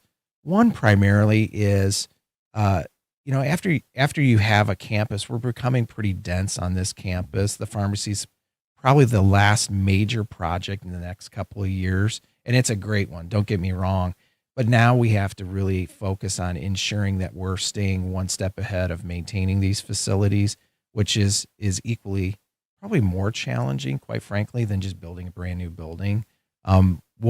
I'm excited to talk about the pharmacy, but to your latter comment, we're focusing a lot on removing wallpaper, painting walls, modernizing flooring, ensuring that we have level surfaces, that we don't have areas where patients would trip, converting out our lighting to ensure that it's the most energy efficient as possible, putting in redundant systems for our electricity, our HVAC systems to ensure that, okay, we may have a tornado come through, we may have storms come through, we have to have all that redundancy ready to go because, quite frankly, the people, we're in the business of people taking care of people. And somebody's grandma is a patient of ours, and we want to take care of that person as if they were ours. And so we have to have the form and the functions of systems that keep the ship running. I think when people say construction, they think building the pharmacy. Mm-hmm. But I would venture a guess that more often than not, most of the construction is within the facilities of what you already have while trying in a hospital. It's if you're going to work on a room, the room has to be closed, I would imagine. Yes. You don't want the dust and whatever getting out in the hallway and getting into other rooms. It's not like, hey, let's go paint the house wall, right, or the living room wall.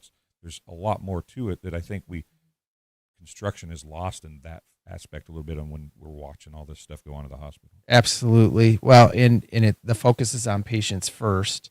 And so anytime you're going to do something as simple as swap out some plumbing underneath a sink in a patient or around a patient area, there's a whole series of steps that we have to take to ensure whoever's doing the work, that they're in a contained area, that we have alternate areas for our patients to receive the same amount of care as if that area wasn't offline, to ensure that it's infection controlled. In other words, we're not creating more problems for patient care. We're trying to solve problems and create less issues and improve the area for patients. Yeah, it's a pretty extensive list that we go through prior to prepping. There are times when you wish you could just knock that project out on a quiet weekend, but we do have to follow proper protocol. And it's for best practice. It really is. It's for the ultimate goal of, yes, improving the area, but while you're doing it, you're not creating downstream problems that you really shouldn't, because you just skip 3 steps on a checklist. And we all are guilty of wanting to skip those steps, but we just don't have the luxury of doing that. Well, Adrian, I greatly appreciate you coming and talking, and we just touched on some of the stuff that you deal with on a daily basis, so I'm sure we can talk to you again about some other things. You bet. But it was fun talking about the things that people kind of, I think, forget about a little bit, to get left behind. We talk about the doctors and the nurses all the time. We don't talk about the people that keep that You bet. stuff rolling. So I appreciate you being here. And thank you look so forward to much. talking to you It was soon. wonderful. Thank you. We'll be right back after this. There's been a lot of rewarding parts working at McDonough District Hospital. I've had patients come to me that maybe have not had care in the community, care available. So with the addition of nurse practitioners lately, we've been able to add more care, and that's very rewarding to me. My hope is that when the patients leave at the end of an appointment, they leave and they definitely feel like they've been listened to, and they feel like their needs have been met, their cares have been met, and that they're going to get the proper treatment that they deserve from me as a provider.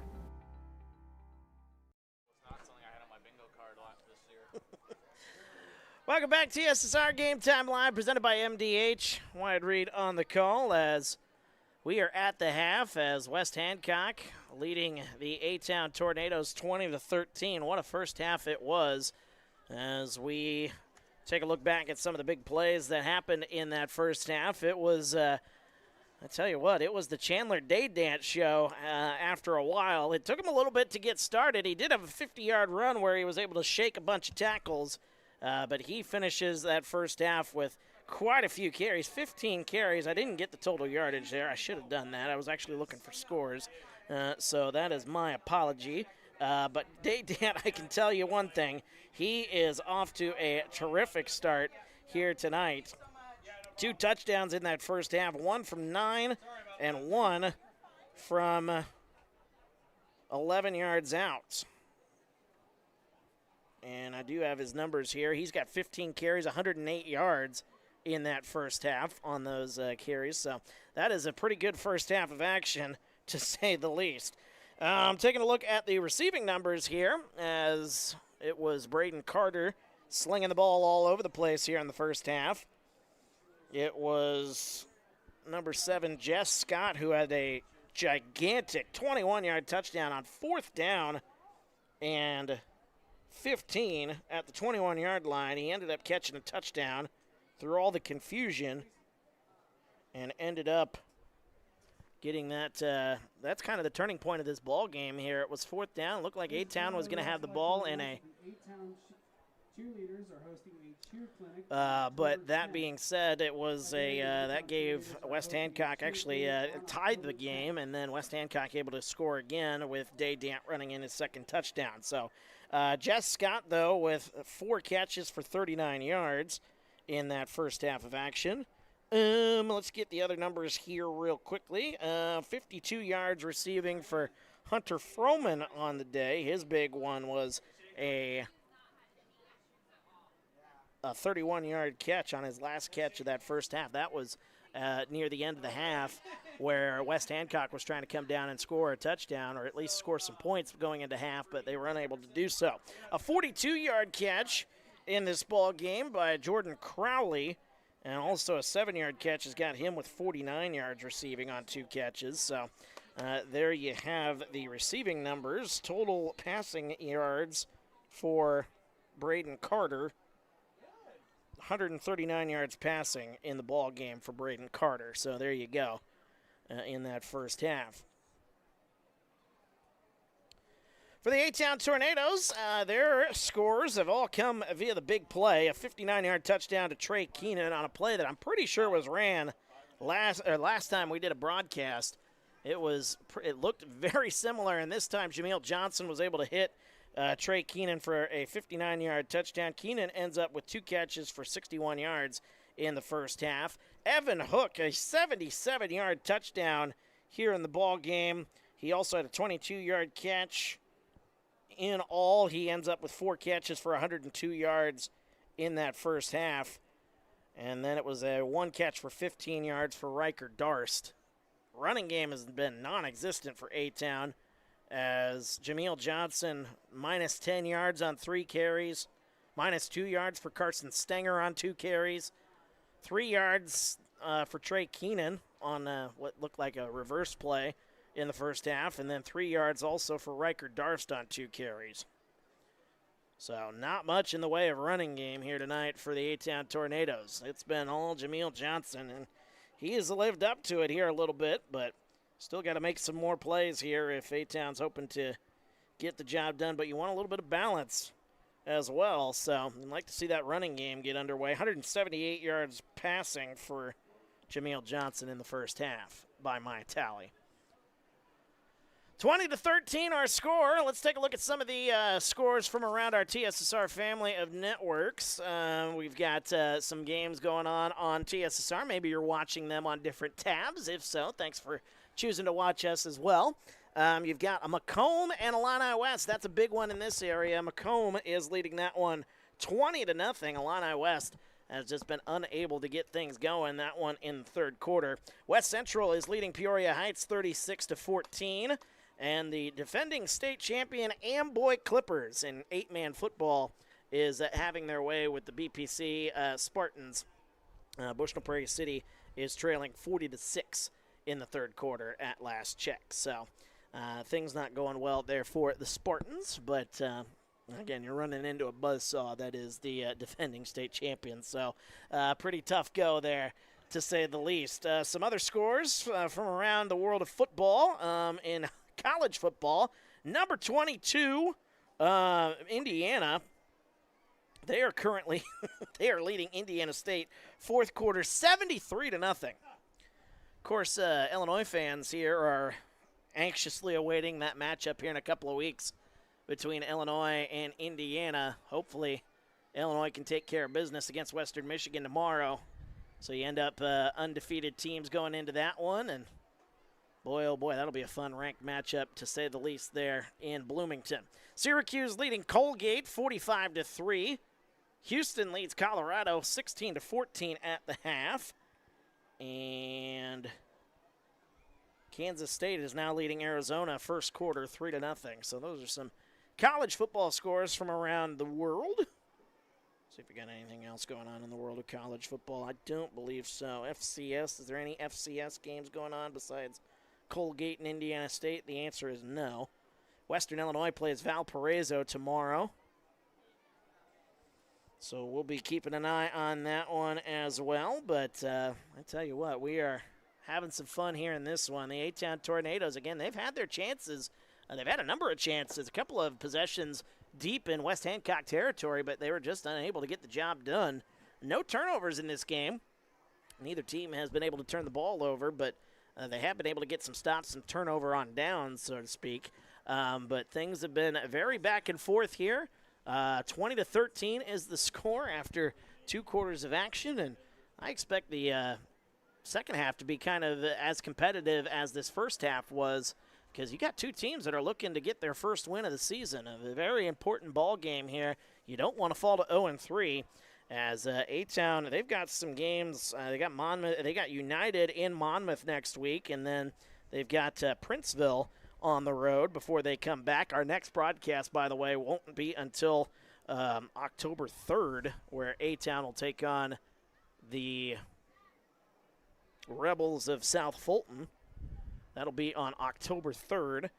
Havana, then another home game on October 10th, before we wrap up our regular season broadcasts here on TSSR on October 24th against Rova Williamsfield. So that is the upcoming schedule, the home schedule at least. Well, and then there's the rest of the schedule here. Let me take a look. The only other road game A-Town will have is against Rushville Industry. That'll be on October 17th. So after tonight, it's United, Princeville on the road, South Fulton and Havana at home, Rushville Industry on the road, and Rova Williamsfield at home to wrap up the season for senior night. For West Hancock, their schedule, they head back home. Knoxville is who they will play next week. That'll be a good matchup there. Then they got Illini West, Elmwood Brimfield on at home on the 3rd. LVC again on October 10th on the road. The Bureau Valley at home, and wrapping up the season against Walther Christian Academy on October 24th. So those are the upcoming schedules for both teams here as we are at the half. They put the 2 minutes on the clock here as both teams are making their way out, warming up here. We'll take a break, and when we come back, we'll have the second half of football as the A-Town Tornadoes trailing 20 to 13. West Hancock with the lead. We're back after this. TSSR Game Time Live presented by MDH. At Western Illinois University, leathernecks don't just blend in. Our purple stands out. Our students are innovative, creative, and resilient. At WIU, there's limitless potential, with campuses in Macomb, the Quad Cities, and online. Visit wiu.edu/potential to become a leatherneck and get an education that stands out.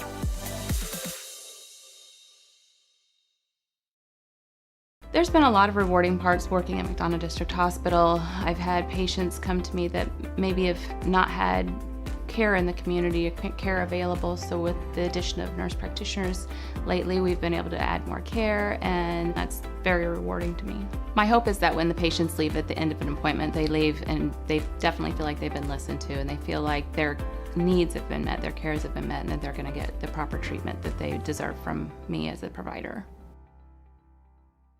I chose physical therapy because I knew I wanted to be in the healthcare field. I wanted to be able to help patients in some way related to more in depth. We get to know our patients, and that's really what kind of sets us apart.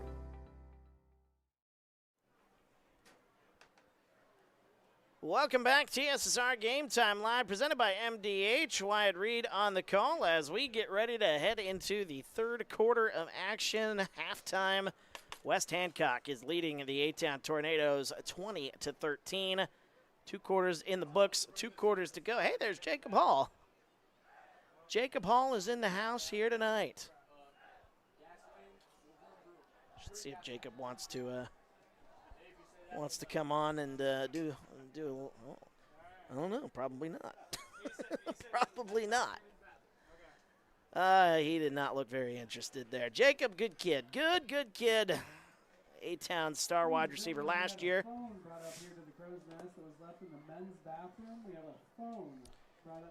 But anyway, wonder what he's up to in his college days. But here we are, 20 to 13 is our score. The A-Town Tornado, whoopsie, I pulled the wrong thing up there.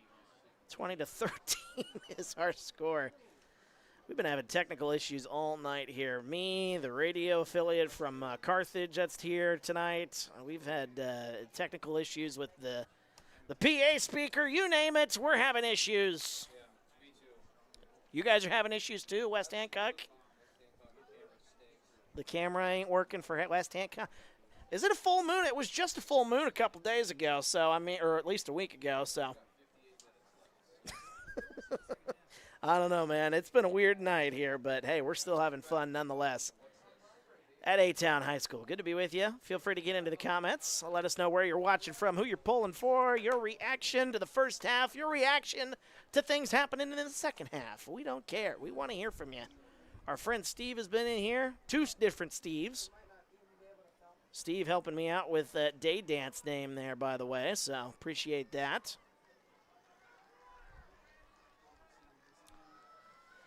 West Hancock will kick. A-Town will receive. They've got 3 men back there. Jameel Johnson, Riker Darst, and Evan Hook back there to receive the kick. But it does not matter, I don't think. West Hancock has not kicked it more than 10 yards down the field on any of the kicks. Hunter Froman nearly got an onside kick in the first half to go. We'll see if they try it again here to kick off the second half. 12 minutes on the clock. Let's get the second half of action underway. Third quarter starting off, and they are going to boot it deep. They boot it to Evan Hook. He'll take it. 20-yard line. He is to the 25. Bumps his way outside to the 30 as he'll be stopped. 32-yard line is where A-Town will take over. And first time I'm starting to wonder, does Froman, can he even boot it deep? I'm sure he can. I'm sure he can, but we hadn't seen it yet, so you're starting to wonder. 11:52 to go here as the opening drive of the second half. And the A-Town Tornadoes, woo, about fell over right there. Will take over. That would have been fun. It would have just added to the chaos that's happening here tonight. 2 to the right, 2 to the left. Jameel Johnson in the shotgun. He's got 178 yards passing in this first half. He takes the snap, steps back to pass, looking to throw. He's going to dump this one off. There's Stenger. Stenger near the 30. He's going to lose a couple of yards. Carson Stenger to the 30, maybe the 31-yard line. A 2-yard loss. Johnson's pass to Carson Stenger is complete. He was met in the backfield. It'll be a loss. So it'll be a loss of a yard, maybe 2. 2nd down and 11 upcoming. Just underway here in the second half. Good to have you with us.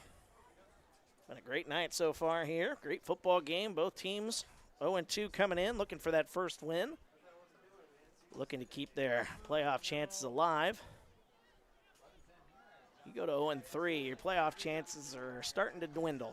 Still can go on a run, though. 2 to the left, 2 to the right. Jameel Johnson in the shotgun, takes the snap, looks to run. Pressure comes. He'll get to the outside. Still trying to bump to the outside. Johnson still on his feet. Past the 35-yard line. He'll be run out at about the 37. So a gain of 6 on that play by Jameel Johnson.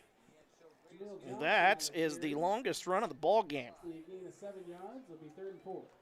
So it'll be 3rd down and 5. Ball at the 32-yard line, maybe the 33. 10:53 to go here in the third quarter. Back underway here after a good halftime break.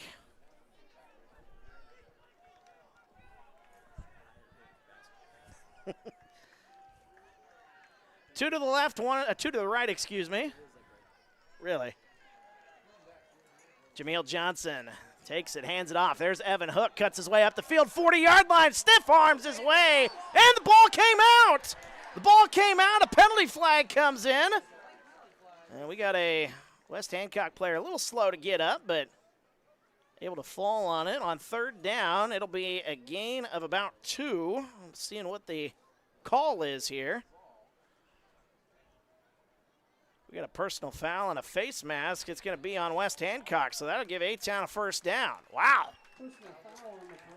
So a personal foul, that face mask call.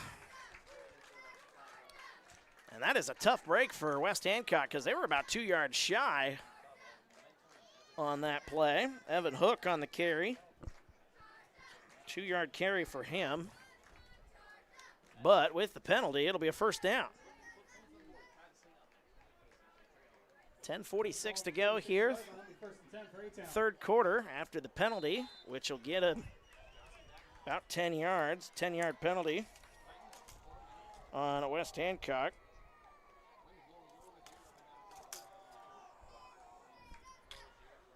Two wide receivers to the left, 1 to the right. As Jameel Johnson, he's got Stenger in the backfield with him, awaiting the snap in the shotgun with the clock ticking under 10.5. They move a man in motion. That's Hook. Here's the snap. They fake the handoff. Johnson going to run his way left side, bumps his way to the outside. A penalty flag comes in. Johnson runs his way towards the first down sticks, but I don't think it will matter. I think it will eventually come back. As this one in the area of holding, I would say. Hold or a block in the back. Either way, it's going to be a penalty on A-Town. Another penalty. They've got a ton of penalty yards here in this one. A holding is the call. So a good run by Johnson, but it's all for naught. 20-13 our score, just underway here, second half. A-Town has got, let me do my quick math here, 65 yards of penalty yards. Whew. Not going to win a lot of games with that amount of penalty yards. 65. That 30-yard penalty near the end of the half, the back-to-back 15-yard penalties certainly hurt them in that category. 2 to the left, 2 to the right. Stenger in the backfield with Jameel Johnson. Here's the snap. Pressure comes. Johnson looking to get to the outside. He's going to get back to the line of scrimmage, but maybe get a yard. But that's going to be it. It'll be second down and a long way to go. And it's West Hancock Their crowd, Bill Johnson on the while carry. small here tonight, have been very vocal here tonight. He'll be second and long. Second down and 24 to go. 6 penalties for 65 yards. Actually, you could say 7 because they were back-to-back 15-yard penalties. I just counted them as one 30-yard penalty on that one play. 9:18 to go here, third quarter. Second down and 24. 3 wide receivers on the left side, 1 on the right for Jameel Johnson. Takes the snap. Johnson looking to throw. Throws it over the middle of the field. Hook is able to make the catch. Midfield 45. Stiff arms a man. He's near the 40.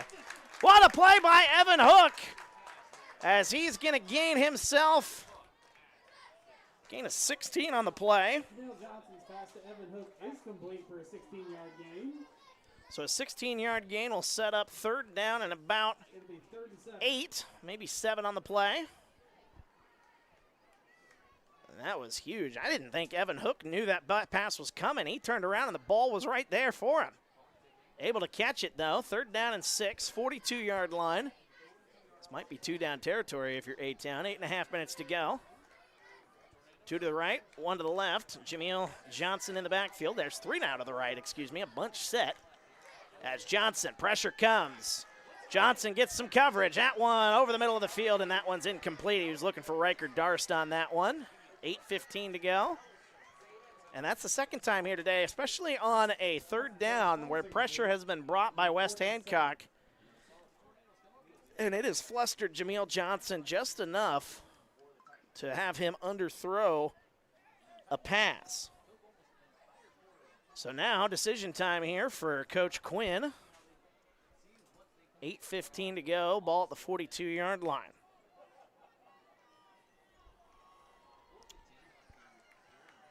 Two wide receivers are out to the right, 1 wide receiver to the left. We'll see, maybe they try to get them to jump offside. 3 wide receivers, that bunch set now, on the right side.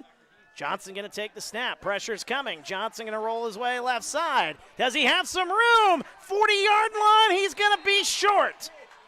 That is a good open field tackle by West Hancock. He'll be down short of the line to gain at the 38-yard line. He was 1 yard shy, a gain of 5 on 3rd and 6. More pressure coming from West Hancock. And West Hancock gets the stop. They hold strong, 20-13 now our score.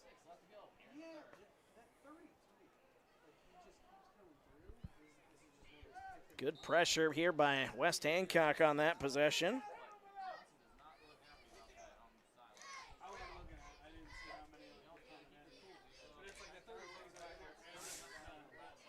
.806 to go here, third quarter, 20-13. 2 wide receivers left side, 1 wide receiver to the right.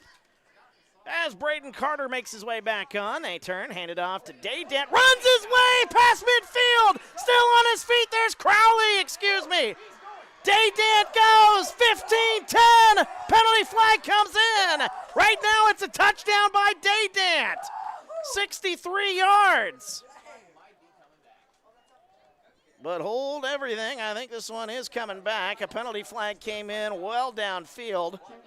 Either way, it's going to be a first down.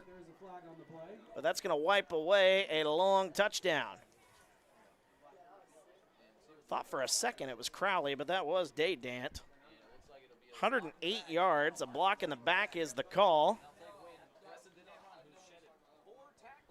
So Daydent, for the second time here today, was able to break a bunch of tackles. He had 1 in the first half where he was able to break free for 50 yards. And then 1 right there. 13, get him up to the 28. That's 22. It's 35 yards nonetheless.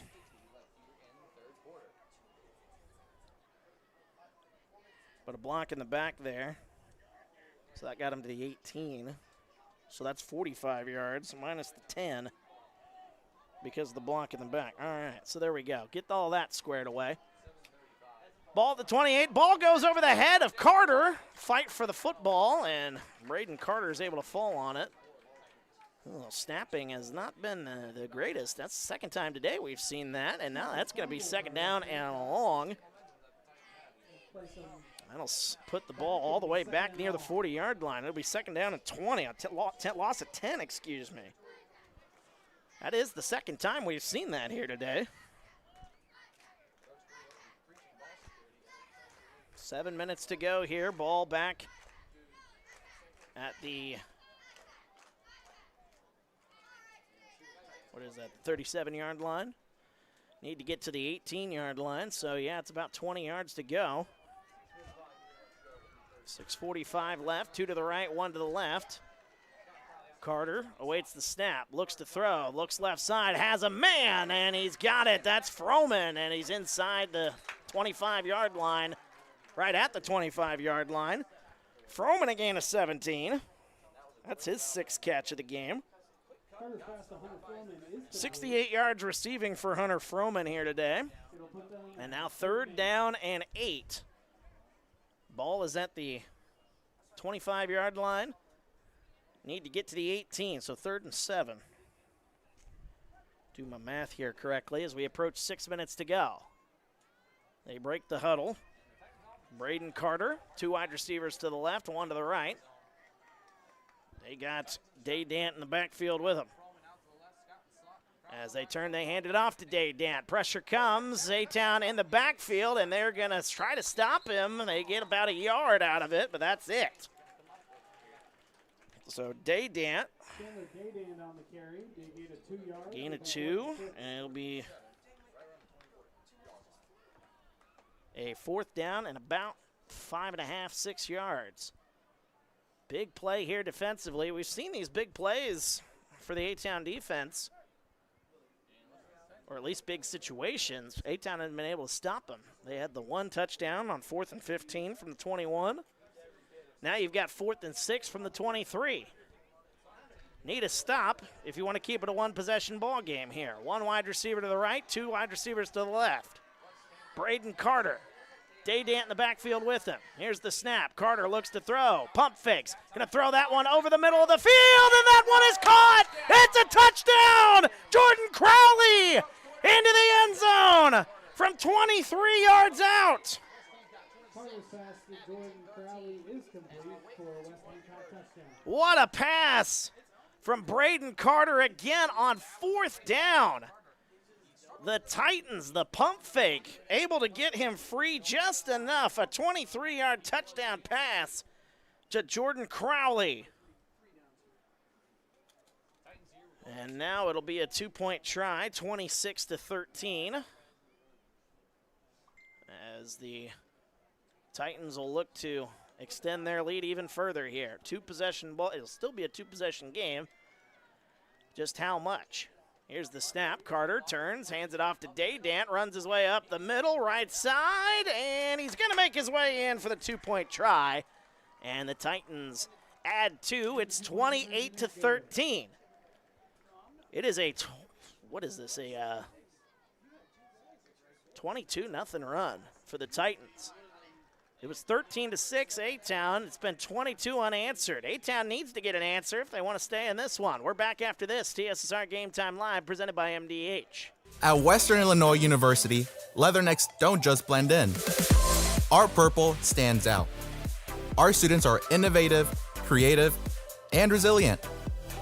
At WIU, there's limitless potential, with campuses in Macomb, the Quad Cities, and online. Visit wiu.edu/potential to become a leatherneck and get an education that stands out.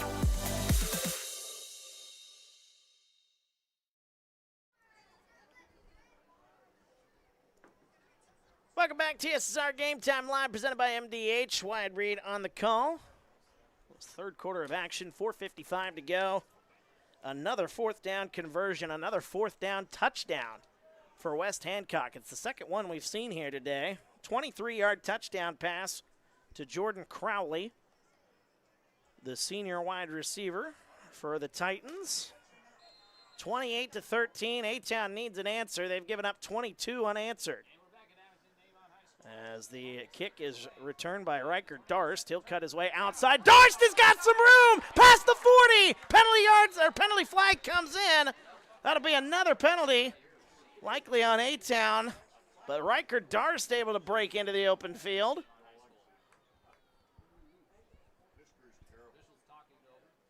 As Riker Darst makes his way back, we've got a whistle. We'll see what the penalty is. It'll be on A-Town. So that'll be another penalty. Just add to the penalties here from A-Town here in this ball game. Block in the back is the call from the 48-yard line. That'll probably push him back 10 yards.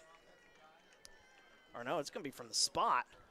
So instead of being at the 48, A-Town will now have to set up inside the 30-yard line. And they keep backing up to the 25. So that's where A-Town will set up. 25-yard line, 4:47 to go here in this quarter. A-Town needs to get something going here offensively. They haven't been able to get anything running the ball here today. It's been big plays in the passing game. That's the only amount of offense that they have. 3 wide receivers out to the right, 1 to the left. Johnson in the backfield with Stenger. Here's the snap.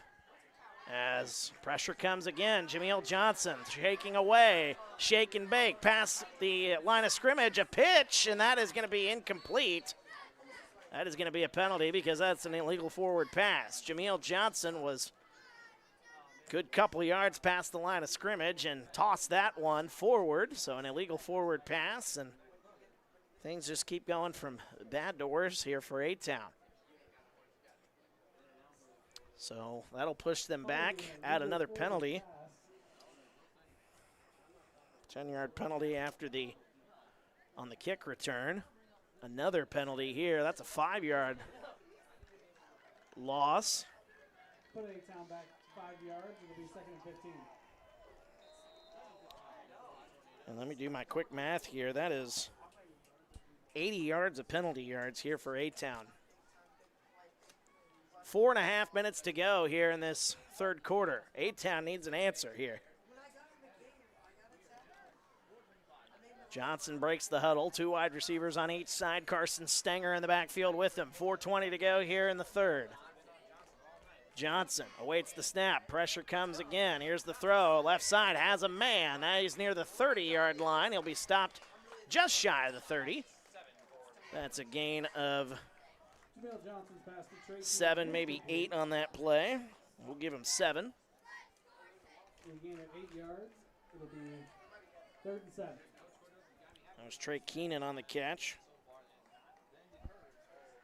So now 3rd down, 3rd and 7.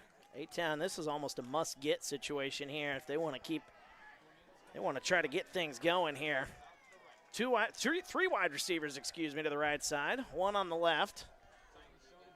Keenan by himself left side. Here's Johnson, rolls out to his right, looking to throw. Pressure comes, pressure still coming, throws it deep, looking for Hook, that one in and out of his hands. Oh, Hook should have had that one. It falls to the ground. Hook thought he had it. He's going to be frustrated with that one. 3:24 to go here. Third quarter, a good pass from Jameel Johnson, able to shake away from pressure. But that one falls in and out of the hands of Evan Hook. So 4th down, punting situation here. As A-Town looking for a good punt here so they don't give West Hancock some good field position here. Here's the snap. Punt is underway. That's a good-looking punt right there. That'll bounce 40-yard line. It'll take a West Hancock bounce. But it'll be downed at the 40-yard line by number 14, Colin Jennings, the sophomore. And with 3:16 to go here in the third, 28-13 is our score. Cade McCann's punt is recovered by A-Town. It will be recovered on the as the ball is at the 43-yard line here. That's where the Titans will set up here this evening. Boy, my phone's going off like crazy. It's amazing. I don't get messages when I'm not on the air, but man, the minute you go on the air in this business, you get text message after text message, Facebook message after Facebook message. It's Funny how that works, man. West Hancock will take over as they hand it off to Daydant again as he runs his way. A penalty flag will come, 45-yard line. And a little slow to get up is big number 54, Gage Carlton. Daydant again at 2, but I think that play is going to come back. It will be a hold. So a penalty flag pushes back West Hancock. That is their 6th penalty here. Actually, that's their 5th penalty, I should say. They've got 40 yards of penalty yards. So neither team has been very clean, shall we say, in regards to penalty yards. 1st and 20. Ball is now at the 33-yard line. But West Hancock's got the ability to wipe that away in a hurry with the great arm of Braden Carter. Here's the snap. They hand it off, and they hand it off up the middle, running his way past the original line of scrimmage. Is that Crowley, or was that Daydant? Daydant, it is. A gain of 11 yards, a 2nd and 9. So a gain of 11 on that play. It'll be 2nd down and 9 after a 1st and 20. 2.5 minutes to go here, quarter number 3. Good to have everybody with us here this evening. Breaking the huddle. West Hancock, 2 wide receivers to the right, 1 to the left. Daydant in the backfield with Braden Carter. Carter awaits the snap, takes it, hands it off to Daydant as he is met in the backfield. Spins away from some tacklers past the 45-yard line. That man is tough to get down. That is going to be a 3, maybe a 4-yard gain. Daydant. Chandler Daydant on the carry. Chandler Daydant back to 3 yards. It'll be 3rd and 6. 3, maybe a 4-yard gain. So now it'll be 3rd down and about 6. 3rd down and 6, ball at the 47. As the clock ticks, 1:40 to go here in the 3rd. A-Town needs a stop here on this possession here. West Hancock has scored 22 unanswered points. 2 to the right, 1 to the left. Here's the snap. Carter looks to throw, throws that one over the middle of the field. That one nearly picked. Oh, that one in and out of the hands of Sia there on the defense. Wow. I don't think so, no.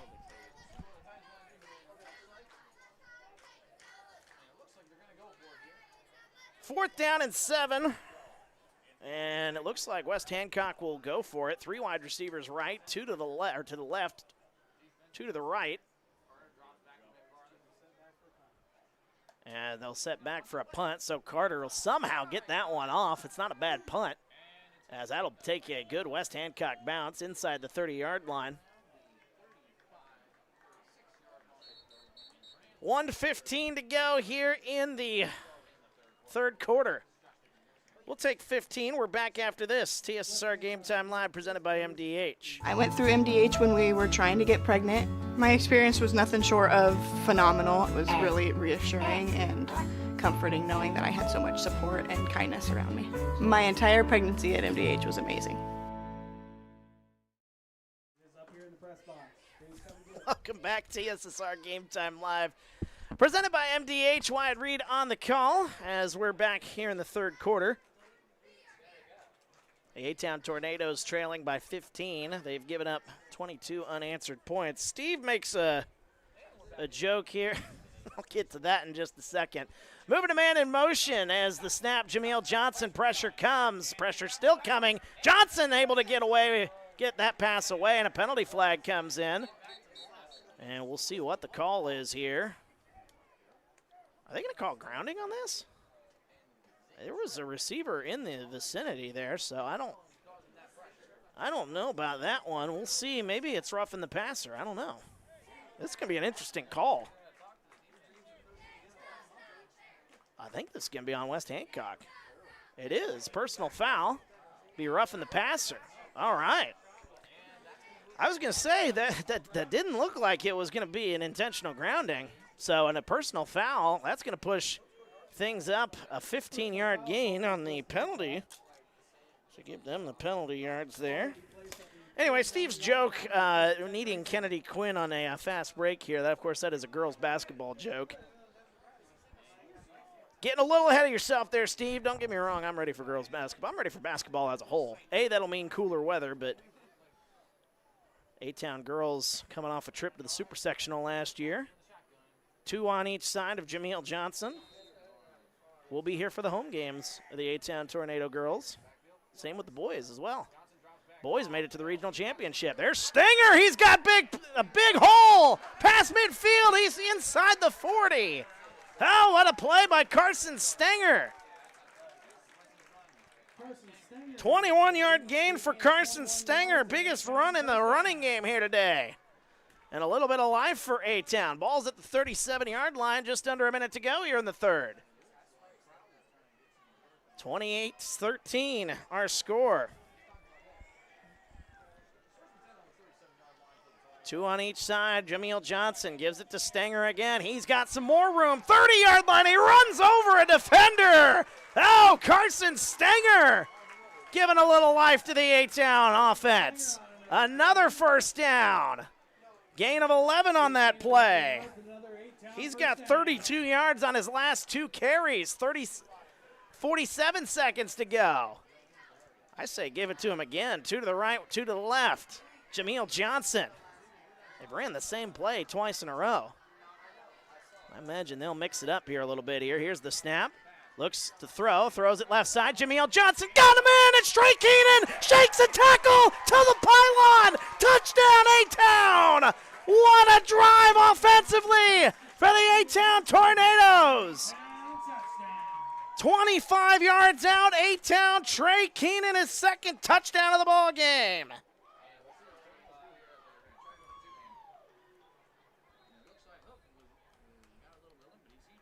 Touchdown, A-Town. I think we've lost our camera guy here. I have no idea. I just happened to look down, and I got a comment saying tell the camera guy to wake up. Apologies for that there, folks. But it was a touchdown. It was a nice play. 25-yard touchdown pass from Jameel Johnson to Trey Keenan, his second touchdown. Here's Johnson rolling out to the right, looking for the 2-point try into the end zone, and that one intercepted. That is intercepted. So the 2-point try is no good, and it'll remain a 2-possession ball game. 25.9 seconds to go. As we'll take a break. We're back after this. TSSR Game Time Live, presented by MDH. It was the community that really drew me back to Macomb. I'm from a small community, and I'm from a farm family, and ultimately I always wanted to practice in a place like that, and I felt that I had the ability to connect to people who with a similar background from me, and the fact that the staff members at the hospital and the support, all the support staff at the hospital was also focused with the goal of patient care. It felt like it just all came hammered at home for me.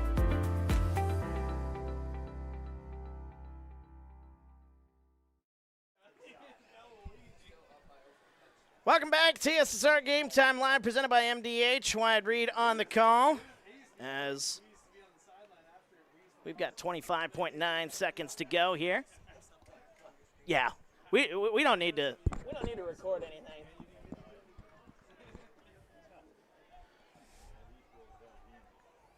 (28-19) our score. A 25-yard touchdown pass to Trey Keenan just a moment ago. Again, apologies for not being able to see that one there. A little technical issues there with our camera, but we are back up and running here. So 25.9 seconds to go here. Aiden Stromson will boot it deep.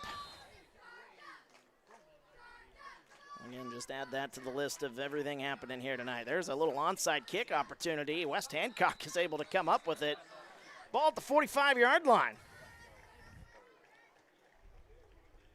Aiden Stromson's kickoff is recovered. Well, thankfully for you guys here, I have a little radio in my background here of calling football games on the radio, so I was trying to tell the game as best I could. So hopefully I did an okay job with that there, but now we're back up and running here. 28-19. That snaps a 22-0 run for West Hancock, by the way. That touchdown for A-Town.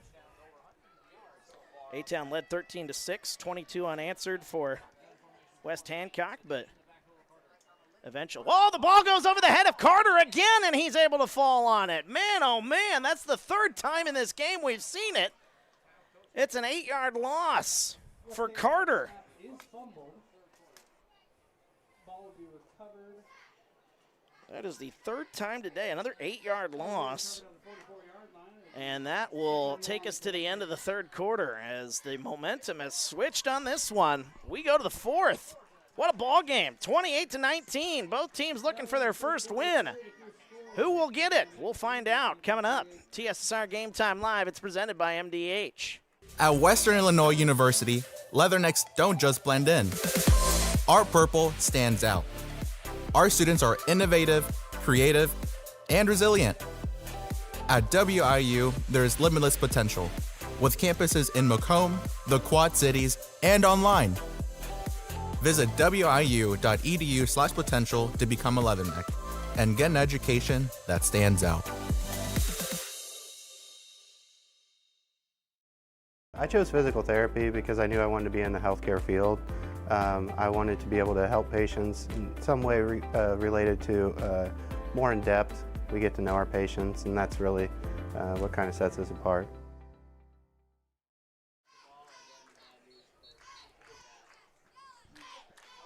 Welcome back, TSSR Game Time Live, presented by MDH.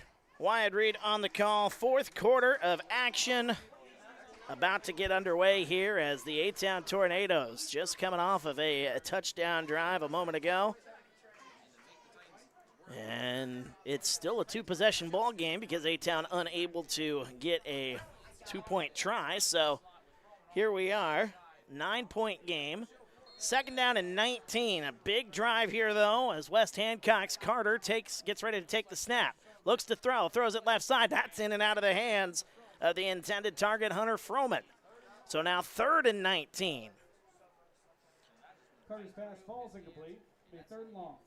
I'll be honest, I'm kind of surprised we haven't seen Chandler Daydan on this drive.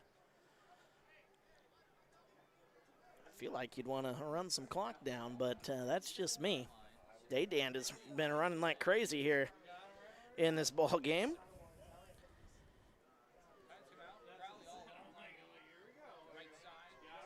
Third down and 19, ball at the 37, 2 to the left, 1 to the right. As Carter ready for the snap, takes it, looks to throw, pressure comes, throws it over the middle of the field, and that one's incomplete. As that one well over the head of the intended target, Jess Scott. So now 4th down and 19. Punting situation coming for West Hancock, and A-Town will have a chance. Their offense able to kick into high gear on that last drive. And this has just been a weird game here, I tell you that. It feels like one team will take control and then the other team will come right back. And looked like West Hancock had a lot of control here at one point in the third quarter, but this game is not over by any stretch. Punting situation here as I believe that's Hunter Froman out there to punt it away. Boots that one, and Riker Darst back there to receive. Will he return it? He is going to pick it up at the 20-yard line. He's going to run his way left side, and he's spun down at about the 23-yard line, so not much. But A-Town will have a chance here to cut into this lead even more. They trail by 9, so still a two-possession ball game here, but this is one of those possessions of the ball game you feel like almost a must-score situation here for A-Town. They gave the ball to Carson Stenger on that last drive, and he was able to go off, running over defenders and getting that momentum back. And then Jameel Johnson, after 2 carries to Stenger, got it to Trey Keenan as that pass is bobbled. Gets it to Stenger. He's got room, runs over another defender, breaks the tackle. He's past the line. Gain of 11 for Carson Stenger. Oh, my goodness. He has been running out of his mind here. They're going to mark him about a half a yard up. They're going to give it a first down. They originally were going to mark it about a half a yard shy, but they give him the first down. 27-6, Macomb gets the win over Illini West, I'm being told. That just in here to the press box. Here's the snap. Jameel Johnson throws left side. That's incomplete off the hands of Evan Hook. Ball at the 33-yard line here, second down and 10. If anybody's got any more scores, we would certainly appreciate that. Oh, my good man, Dustin. Saying thanks for the coverage, watching from Springfield. Taylor Ford having her first game here today. A little spring or a fall volleyball, or not volleyball, fall softball action. Good luck to Taylor. One heck of a basketball player, too, but she can really play softball. She can hit the cover off the softball. Here's Jameel Johnson. Throws that one left side. Has Keenan, and that one a little too long. Oh, that one right over the head of Trey Keenan. Almost got your big play there, Steve. Steve was in the comments saying, boy, we need a big play, and that one just missed being a big play. It's now third down.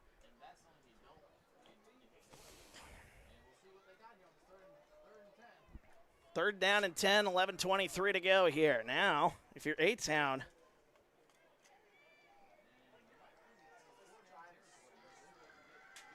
kind of got to play this as a two-down situation, I'd think.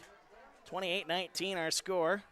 Three wide receivers bunched on the right side, one on the left. Here's the snap. Johnson looks to throw. He's going to launch it deep again. Looking for Keenan again, and that one over the head.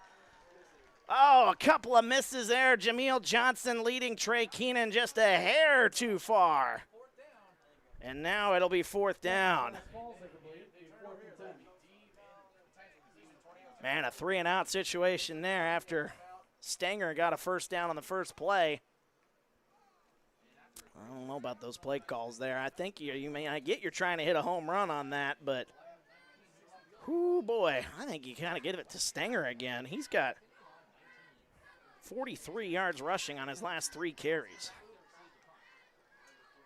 Anyway, nonetheless, it's a punting situation here as that one is going to roll inside the 30, inside the 25-yard line. As that'll be touched down at the 24-yard line. Or excuse me, yeah, the 24-yard line. 11:10 to go here in quarter number 4. 23-yard line is where West Hancock will take over. Got a feeling you're going to see a lot of Chandler Daydant on this drive. He is well over 100 yards here today. I don't even know what that chicken scratch is, man. I think my handwriting gets worse and worse every year. Does that happen to anybody else? Maybe it's just me. One wide receiver to the left, 2 wide receivers on the right. That's Braden Carter. Hands it off. Here's Daydant. Runs his way up the middle. He is met right about the line of scrimmage. 1 yard gain for Daydant. I think that's an 11. That might be a 35. Man, oh man, oh man, oh man.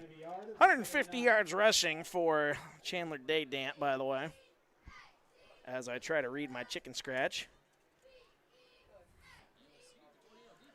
Amanda Stenger in the comments. Give the ball to my nephew watching Carson Stenger from Bloomington Normal. Shout out to Bloomington Normal. Yeah, the play calling on that last drive. I got some questions about that one, but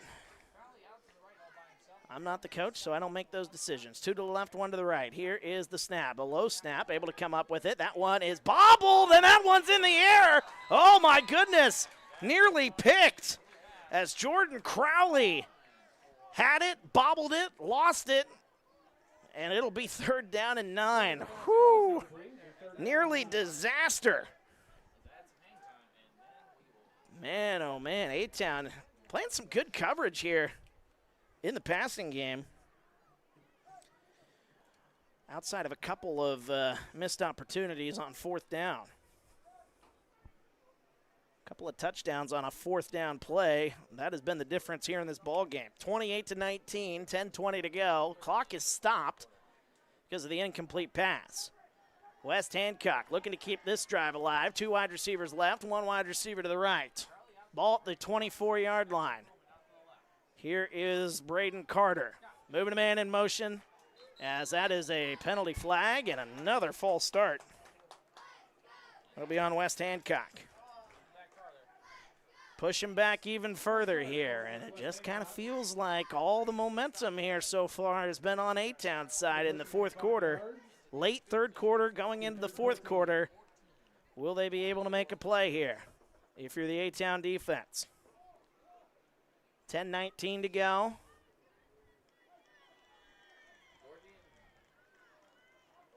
As Braden Carter gets the call from the sideline. 3rd down and 14. I think you hand this one off to Daydant and just let the clock run and punt this one away. But I've been wrong before. 2 to the right, 1 to the left. Here's Carter. As they take the snap, they hand it off to Daydant. Runs his way up the middle, spins away from one tackler. Still back to the line of scrimmage. Daydant is going to be taken down. That is a good gain of about 6. But it's going to be well short of the line to gain. And 21st carry of the ball game for Daydant. And now it'll be 4th down and about 8. Ball is going to be set up at about the, the 26-yard or 25-yard line. 9:50 to go.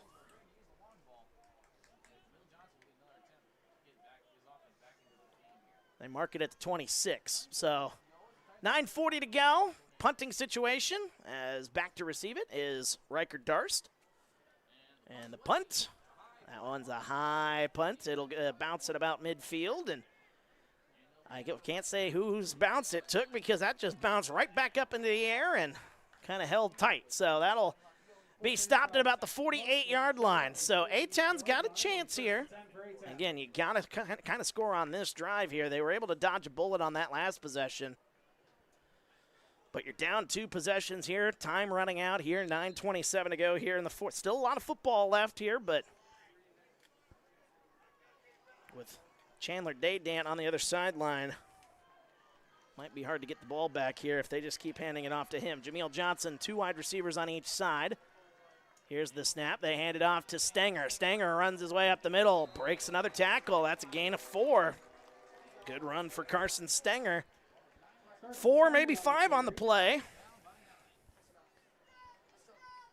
And the running game has really been working here in the later stages of the third quarter into the fourth. Steve agreeing they need a score here. If you're A-Town, that's what you're thinking. We need a score. 9 minutes to go here in the fourth. Here's the snap. They hand it off. There's Stenger through some tacklers. Runs another man over, and he's going to be about a yard shy. Holy cow, what a second half for Carson Stenger. He's about a half a yard shy. It'll be 3rd down and 1. 8:40 to go here in the fourth. 28-19, 8:35 to go. Jameel Johnson, 2 to the left, 2 to the right. Here's the snap. They turn and hand it off again. Stenger puts his head down. He's going to have enough for a 1st down. Give him 2 on the play. Jameel Johnson, a 1st down. Clock stops to move the chains. And they're going to spot it at about the 41-yard line here. So 1st and 10.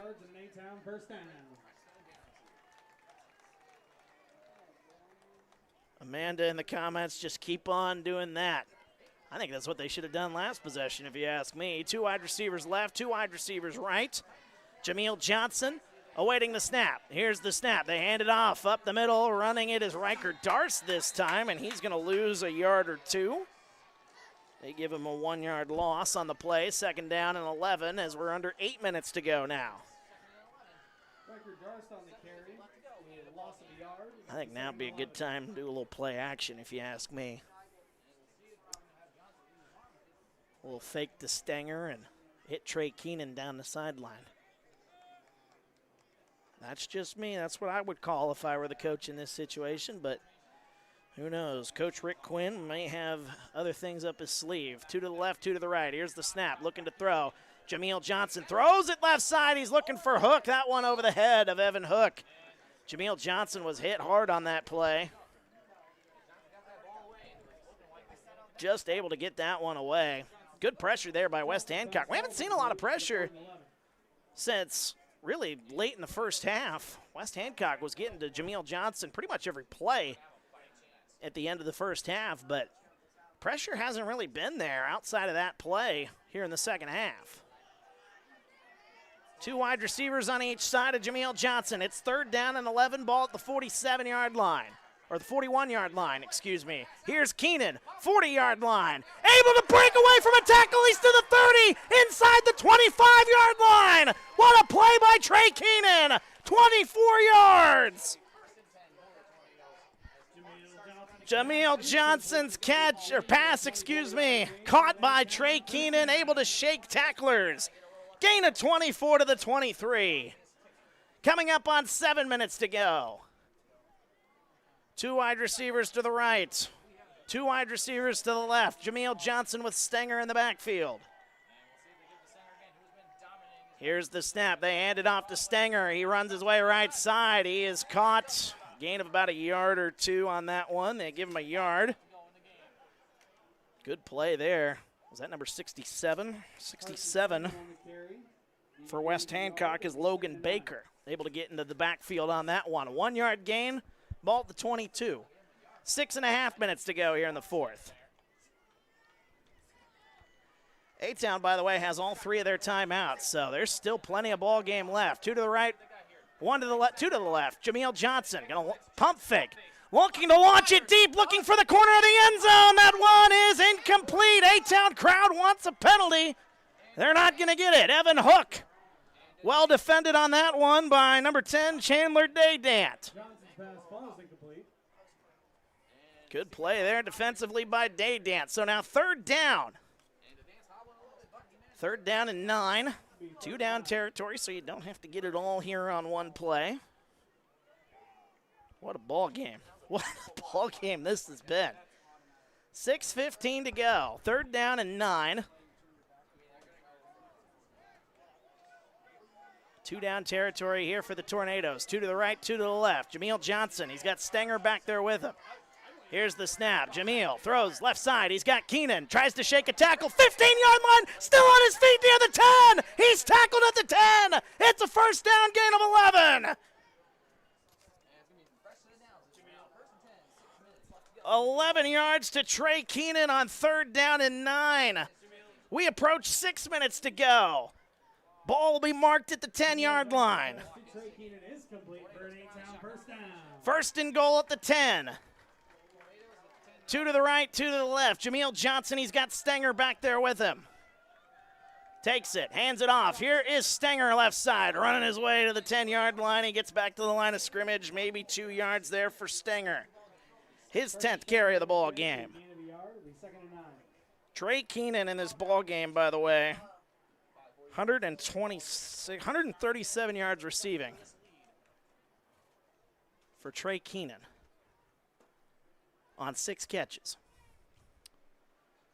Pretty good ball game here so far for Keenan with 2 touchdowns as well. 2 to the right, 2 to the left. Jameel Johnson, Stenger in the backfield, 5:20 to go here. We got a whistle. I think we got a timeout called. Who's calling the timeout? It's going to be West Hancock. They want to stop this for now. Try to get their gears all in order. 5:19 to go. 2 timeouts left for West Hancock. We'll take a break. We're back after this. TSSR Game Time Live presented by MDH. It was the community that really drew me back to Macomb. I'm from a small community, I'm from a farm family, and ultimately I always wanted to practice in a place like that, and I felt that I had the ability to connect to people who with a similar background from me, and the fact that the staff members at the hospital and the support, all the support staff at the hospital was also focused with the goal of patient care. It felt like it just all came hammered at home for me.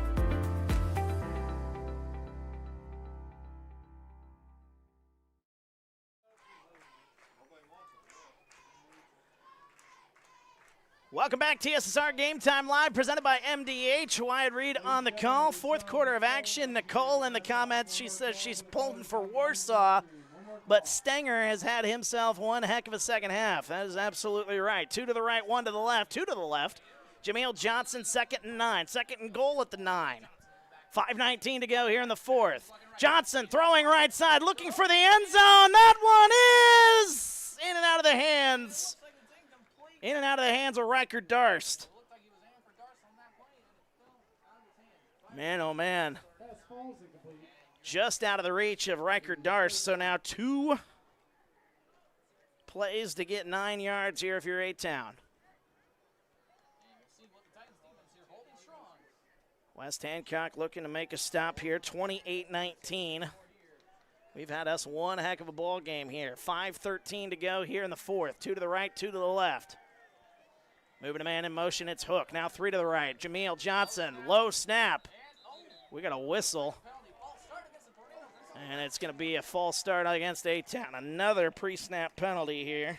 Penalty yards have been a nightmare for A-Town here in this ball game. False start called against A-Town. 60, 80, 85 yards of penalty yards. That is no bueno. 5:10 to go. 3rd and goal at the 14. They break the huddle, 2 to the right, 2 to the left. Jameel Johnson with Stenger in the backfield. The crowd comes to their feet on both sides. Moving a man in motion, that is Darst. Now they move Evan Hook in motion. Here's the snap, rolling to the right side. Johnson gonna throw back left side, got it wide open! Oh, it's in and out of the hands! In and out of hands of Riker Darst! He was wide open, he would have walked into the end zone. Oh my goodness, just a little underthrown on that one. That is a beautiful play design. Jameel Johnson and the entire offense runs out to the right. Riker Darst sprints his way to the left.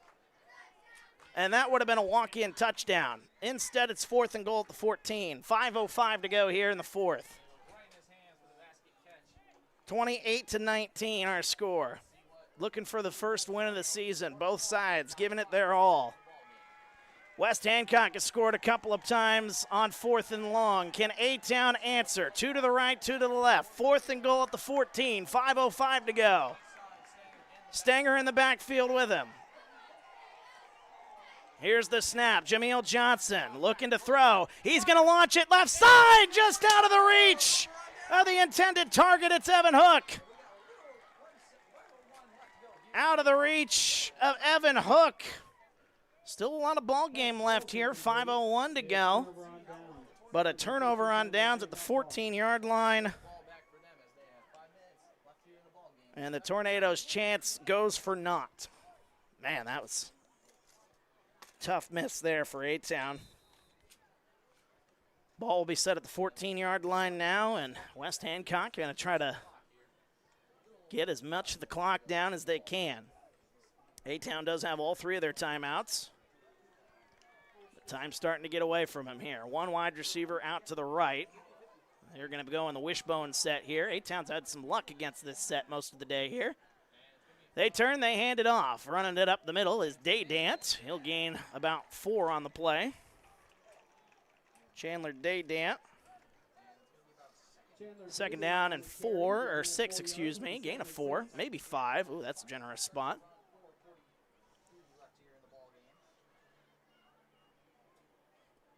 Steve saying they need a 3 and out. That is absolutely right here. 4:35 to go here. No timeouts yet for Rick Quinn.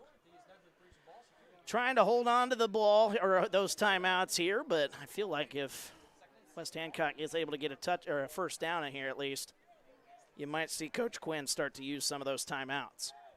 We hope to have Coach Quinn come up here in the booth to chat with us here after the ball game, as here's the snap. They hand it off to Daydant, runs his way up the middle as Riker Darst comes in there, tries to strip the ball away. Maybe a 2-3 yard gain on that play. Chandler Daydant on the carry. Chandler Daydant, a 3 yard gain. 3 yards, It'll be 3rd down and 2. Ball will be set up at about the 22-yard line. 3:45 left here, so 3rd and a long 1.5, you will call it.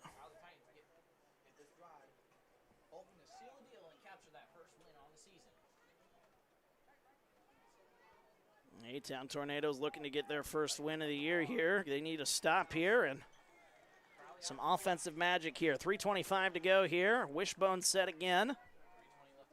As he waits, Carter awaits the snap. He'll turn, hand it off, get it to Daydant. He runs his way up the middle, and he's going to have enough for a first down.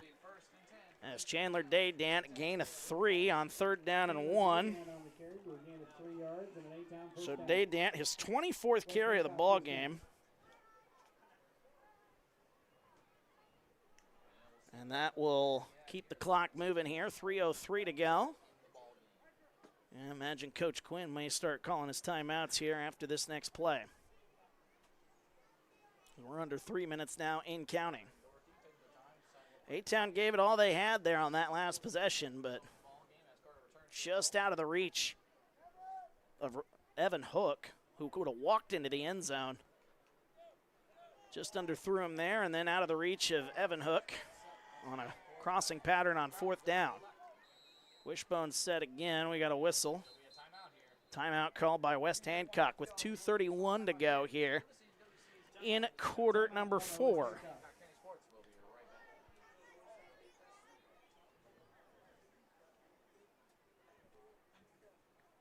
What a ball game this has been here. Good back and forth. Macomb again did get the win. Macomb beat West Hancock last week 42-6. And Macomb getting the win against Illini West tonight, 27-6 in that one. Moral of the story is the defense for the Bombers is pretty darn good, I'd say. 6 points allowed in their last 2 ball games each. 12 points total. If you want to get picky about it. 2:31 to go here. Quarter number 4. Ball will be set at the 26-yard line. First down and 10. Once we come back from this timeout. What a ball game it has been, man, for Chandler Daydant. Big plays as well in the passing game. Jordan Crowley, 23-yard touchdown catch. Wishbone set once again here as we got a whistle. And then we're back ready for play. Carter takes the snap, turns, hands it off as they get it to Daydant again. Back to the line of scrimmage. We got a whistle, timeout. 1-yard loss on the play for Daydant. As Coach Quinn going to try to get the ball back as best he can, but time is running short here in a 2-possession ball game here. 28-19 in the score. As let's take 15. I need to quench my thirst here a little bit. We're back after this. TSSR Game Time Live presented by MDH. I grew up in a small town in Missouri, and I like the feel of community. I like knowing the people that I take care of and knowing the people around me, providing care for someone that you know is in this community and helping them to get better.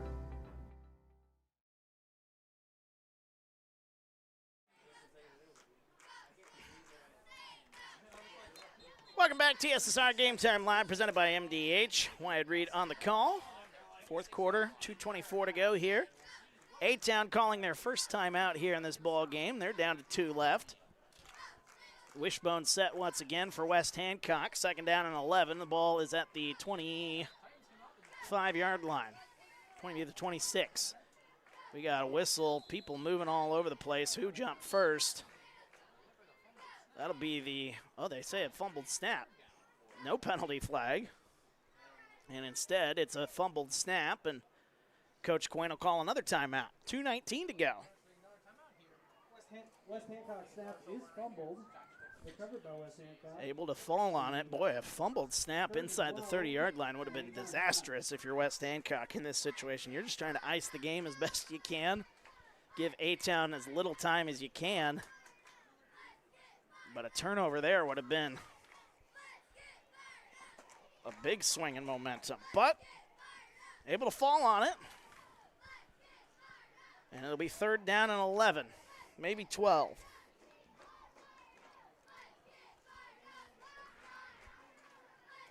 (28-19) the score. It has been a great ball game here so far. West Hancock scoring 22 unanswered points. A-Town was finally able to get an answer with a touchdown, made it a 9-point game. 2 to the right, 1 to the left. As Braden Carter in the shotgun, they take the snap, they hand it off to Daydan. Runs his way, but the pressure comes and gets him. So the A-Town defense does their job as getting into the backfield, I believe. That is Devin Dirth. Chandler Daydan on the carry. That was a 3-yard loss. And it'll be 4th down with 2:09 to go. A-Town will use their final timeout. We'll take 15. I got to get another drink here. Throat's getting a little sore here today. We'll take a break back after this. TSSR Game Time Live presented by MDH. I chose physical therapy because I knew I wanted to be in the healthcare field. I wanted to be able to help patients in some way related to more in depth. We get to know our patients, and that's really what kind of sets us apart. Welcome back to TSSR Game Time Live presented by MDH. Wyatt Reed on the call. 4th quarter of action. 2:09 to go. West Hancock in a punting formation here. A-Town's got to move quickly. And that Hope Luck is on their side as they'll have to get a touchdown and also an onside kick. And then they got to get some offense going there as well. But A-Town has made some big plays here tonight. It is certainly a possibility. Here's the punt. Froman, that is a beautiful punt. That'll check up at the 40-yard line as it'll roll towards the sideline with 2:05 to go. Good line jive punt there by Froman. He's been good in the punting game after his first punt was not so good. He's turned it around, though, here in this ball game. 2:05 to go, and now Jameel Johnson will try to lead A-Town out there to try and get A-Town back into this one. West Hancock and A-Town both looking for their first win of the season. A-Town kind of feels like if they don't get this one, they kind of let this one maybe get away from them. And they were up 13-6.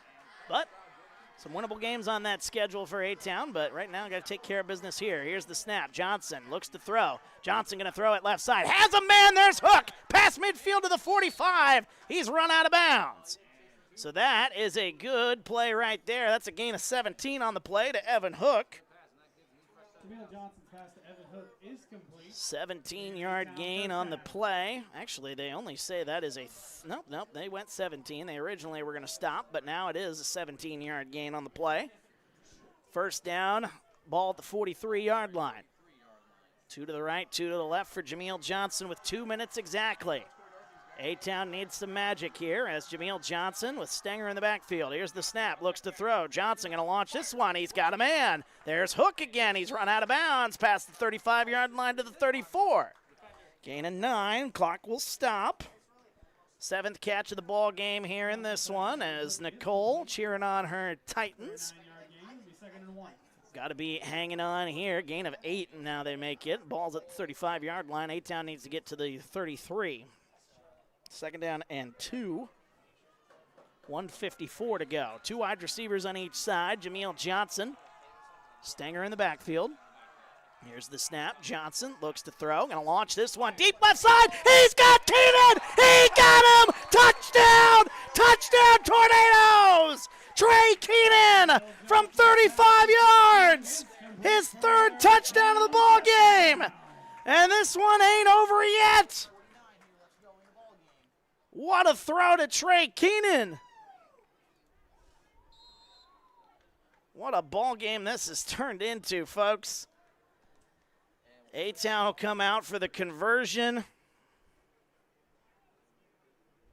What a throw by Jameel Johnson. I've been very impressed with him here today, making some really good passes. And the PAT opportunity. Back out there is Jacob Lezak as coming for it. Oh, that one, did they get it? Yes, he did. Jacob Lezak gets it to go. So the extra point is good. And the extra point is good. And now it all comes down. Oh, really? I'm being told that Lezak is actually an exchange student from Poland. So that is pretty cool. First time he's ever played football. I imagine there's a lot of soccer in his heritage, but how about that for Lezak? He's got 2 extra points here. And now the game all comes down to a kickoff. And I kind of had a hunch coming into this ball game. This is 2 teams that have been struggling so far this season. 2 teams that have been looking for answers. You knew it was going to be tight. Both teams wanted to get their first win of the season. West Hancock looked like they had control with 22 unanswered points, but A-Town has responded. They've scored, 14, 15, 16, 13 unanswered points, I should say. A-Town scored 13 unanswered. And now, with 1:49 to go, the game lies in the foot of Aiden Stromson. If he can get an onside kick, A-Town will have life. A-Town's out of timeouts. If West Hancock can recover, West Hancock will win this ball game here. Do or die here. 28-26. Stromson. The crowd is so quiet. You can hear a pin drop here. Here's the kick. The kick is up. It takes a weird hop. Who's got it? It looks like West Hancock is able to fall on it, and A-Town's comeback efforts are going to fall just short. What a ball game. And the kickoff is indeed recovered by West Hancock, and that is going to do it. The Titans will come in and take a couple of kneel downs with 1:48 to go.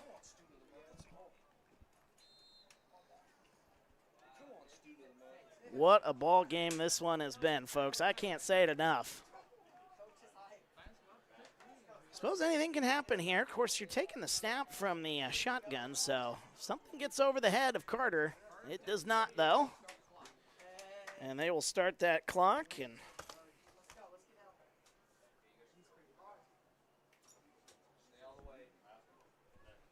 the clock will tick under a minute and a half here, and the A-Town Tornadoes will fall to 0-3. West Hancock will pick up their first win of the season here. They'll go to 1-2.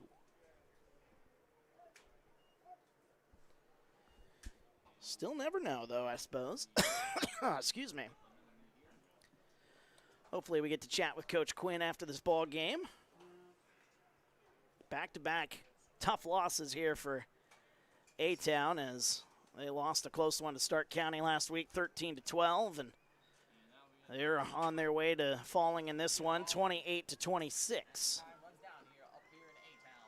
So 2 games decided by 3 points combined. That's tough. That's about as tough as it can get, but excitement coming in. Steve pointing out that losing another close one, but a good ball game indeed. Super Philly is excited that the Titans are able to pull this one off. But the final kneel down is taken, 25 seconds on the clock. Both teams will line up, and this one will come to an end. The A-Town Tornadoes score 13 points in the fourth quarter, but are unable to get the job done here. They'll fall here tonight, 28-26. West Hancock, the Titans, will pick up the win, their first of the season. Move it to 1-2. The Tornadoes will fall to 0-3. We'll wrap this one up. Hopefully chat with Coach Quinn after this one. I did email him and say you're welcome to come up for an interview here, so hopefully we get to chat with Coach Quinn. As what a ball game it was, though. 28-26. West Hancock will pick up the win here this evening. We'll have the post-game show for you. Take a look at some of the other scores around the TSSR family of networks. And we'll get you ready for our next broadcast here on TSSR. Talk about some more football, look at the schedules. We'll cover it all coming up next here on TSSR Game Time Live, presented by MDH. When I walk in and talk to my patients, I like my patients first and foremost to feel comfortable. I like to keep it real with them. I like them to know that I'm there to listen to them and to help them understand some of the processes that they may be going through. The most rewarding aspect that I feel with caring for patients is when those patients come back in and they tell me how much better they feel for something that I have helped them accomplish in their health care.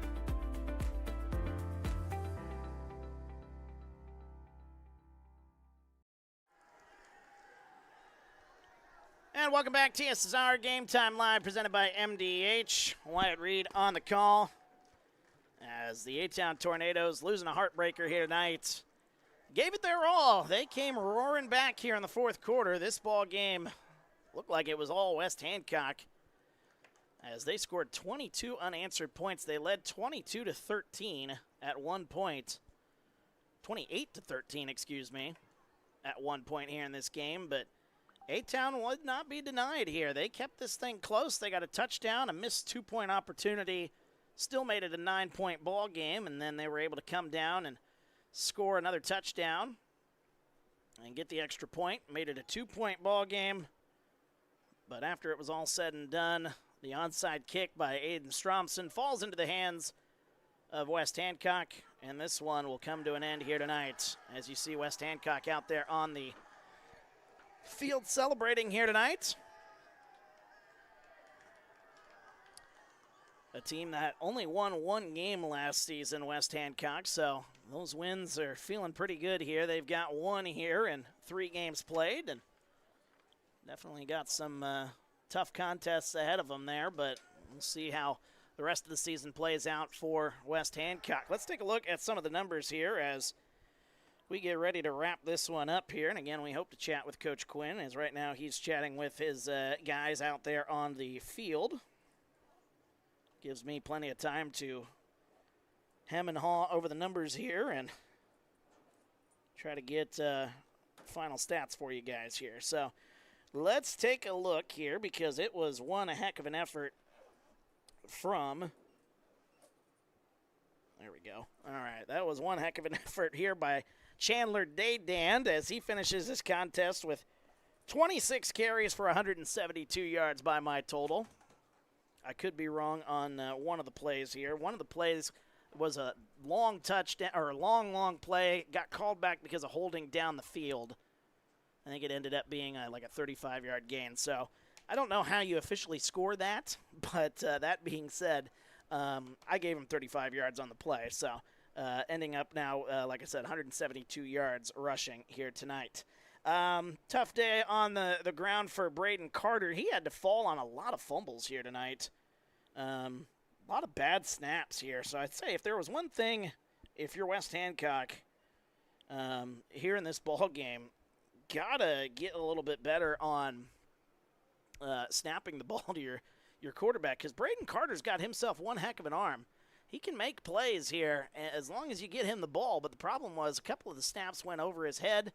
And he had to fall on them, so he ends up with minus 34 yards rushing here tonight on 6 carries. 1 carry for minus 1 yard for Jess Scott, and that is all she wrote in the rushing attack here for the West Hancock Titans. There was a lot of Daydant in the second half. As I take a look here, we've got 39 yards for Jess Scott. He had a huge touchdown in the first half. It came on a 4th down and 15 at the 21-yard line. And I think that, and I'll ask Coach Quinn about this, I think that was the turning point here in this game. It just kind of turned the tides a little bit against A-Town. And A-Town, while they were able to get a comeback effort, they just weren't able to get the complete effort done here. And I think that play went a long way in determining the result of this one. It was that 4th down conversion by Jess Scott. So he finishes this contest. Didn't have a catch in the second half, though. Finishes with 4 catches for 39 yards and a touchdown. The receiving game, though, was definitely Hunter Froman. He had himself one heck of a day. Let me take a look here. Whoops, typing in the wrong numbers here. So here we go. 6 plus 31, 17. He finishes this contest with 6 catches for 69 yards. No touchdown for him, but 69 yards receiving for him. A touchdown, 23-yard touchdown in the second half by Jordan Crowley. That was also a big play. So that was 49 yards plus 23 equals 72. So he finishes with 72 yards receiving.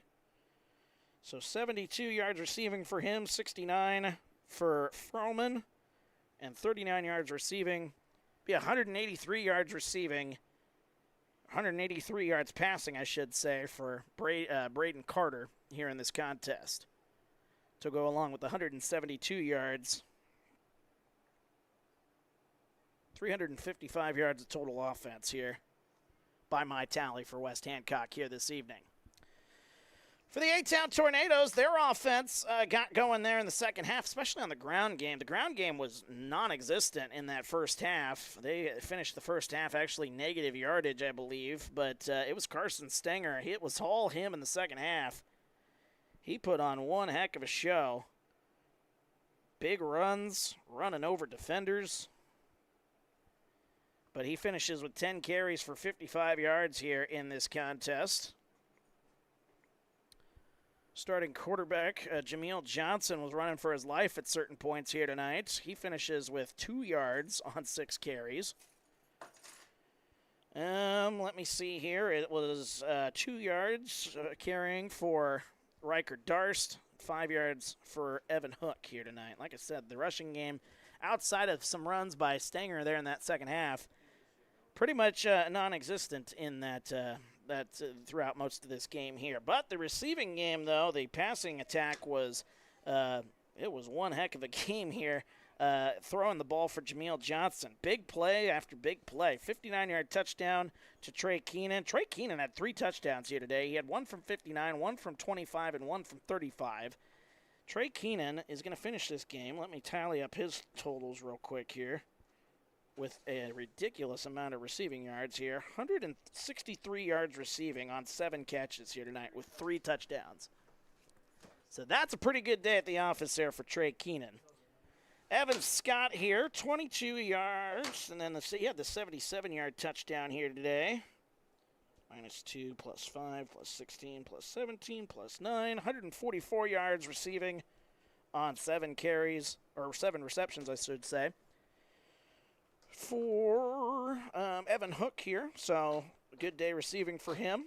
Over 300 yards for Jameel Johnson, 1 catch for 15 yards for Riker Darst, 1 catch for -2 yards for Carson Stenger here this evening. So let's do the quick math there and come to our total. 320 yards passing for Jameel Johnson. That's a pretty good day at the office, but man, oh man, oh man, that was one heck of a comeback effort, and it will fall just a little short here tonight as the A-Town Tornadoes fall 28-26 as we await potentially chatting with Coach Quinn here this evening as he is still down chatting with his guys as it looks like they're about ready to break the huddle here. Let's take a look at some of those scores from around the world of college football. Would you say that final score? Macomb 27-6. 27-6. Macomb getting the win over Illini West here tonight. Houston has blown the game wide open against Colorado here tonight. They lead Colorado 33-14. My goodness. Indiana, of course, Illinois fans watching Indiana very closely for that potential matchup here in a couple of weeks. Indiana beat Indiana State today 73-0. Syracuse defeats Colgate 66-24. New Mexico leads UCLA 14-0 in the second quarter. Arizona leads Kansas State 17-3. So those are some of your college football scores here. Didn't get any of the, let me see if I can pull up some of the scores there, maybe from our TSSR family of networks here and see what ended up happening at some of those games that we were broadcasting at here tonight. As we're the last one here. So West Central and Peoria Heights, it was a big ball game for a big lead for West Central here as Coach Quinn's making his way on up to the press box here. We'll chat with him here. I'll try to get that score here. West Central 42-14 it looks like ended up being the score there over Peoria Heights. So that was one of our other scores here. I know Amboy got the win over Bushnell-Prairie City here tonight. And we had the Macomb ball game there, ending up with Macomb getting the win over Illini West, 27-6. So, Coach Rick Quinn, head coach of the A-Town Tornadoes, stepping into the press box here to chat with us here for a couple of minutes here today. Coach, one heck of an effort by your guys here, especially there in that fourth quarter. Just the offense falling just a little bit short there on that late fourth quarter drive there. But you got to really like the heart that your boys showed as the game looked like it was getting away, with 22 unanswered points for West Hancock, but able to come back and make this a 2-point ball game. You got to be really happy with your guys there in that second half effort. Yeah, I thought we played really hard. Few mistakes early on, obviously, in the first half. Really couldn't get the offense going too much. I thought they did a nice job taking the run away from us. They were kind of clogging the box early on, playing with 7 guys and kind of going man on the outside. They may call it cover 4. I don't know. It looked like man. Second half, they started dropping number 10 to safety and playing more of a 4 shell, giving us a 5-6 man box. We were able to find some running lanes. We did a good job getting a hat on a hat, and then we made some plays in the pass game. We left some out there, obviously. In a 2-point game, it's unfortunate because those are the ones you're going to have to look back on and be like, what if? And that's always tough. Yeah, but it felt like the rally really started for you guys when Carson Stenger was able to find those open lanes there. How much does him running the ball and really your running game as a whole go into the offense and able to open up the passing game for Jameel Johnson then? So in the second half, we were playing off what they were doing essentially. They were, like I said, playing more of a 4 shell over the top, man, whatever you want to call it. And taking number 10 out of the box. And then early on when we were going our 2-back set, they had 7-8 guys in the box. So we were unable to kind of get the running game going early on. They were overloading our right side and then blowing a backer through the B gap, it looked like, on the left side. So it's important because it makes them have to pick. And then we kind of played off 10, so we were able to have some success. He's a pretty good football player. Yeah. So we were kind of keying on him to try to play off him in the second half. Just didn't make enough plays tonight, unfortunately. We're talking to the head coach of the A-Town Tornadoes, Rick Quinn, but one guy that was making some big plays for you guys in the receiving game was Trey Keenan, and I know he's filling in some big shoes for you with Jacob Hall graduating last year. Jacob had an incredible season, especially near the end of the season last season, but how has he stepped up and kind of taken that role as being the number 1 guy in the receiving game? Well, he's got a really good work ethic. He watches a lot of film, which I think is really important. So you can kind of get an idea of what the team's trying to do. With our practices, unfortunately, we're not able to do a lot. We don't have the numbers, so it's like we just talked about. The mental side's so much more important because physically we're just not able to see it until Friday night, so it becomes scramble mode if you're not preparing mentally. And so it takes you a little time to catch up here and there. And it's just the nature of the beast. It is what it is. Like you're playing with, I think we've got 12 juniors and actually we're down to 11 juniors and seniors with injuries. So, you don't want to beat up on your freshmen in practice. It's not fair to them.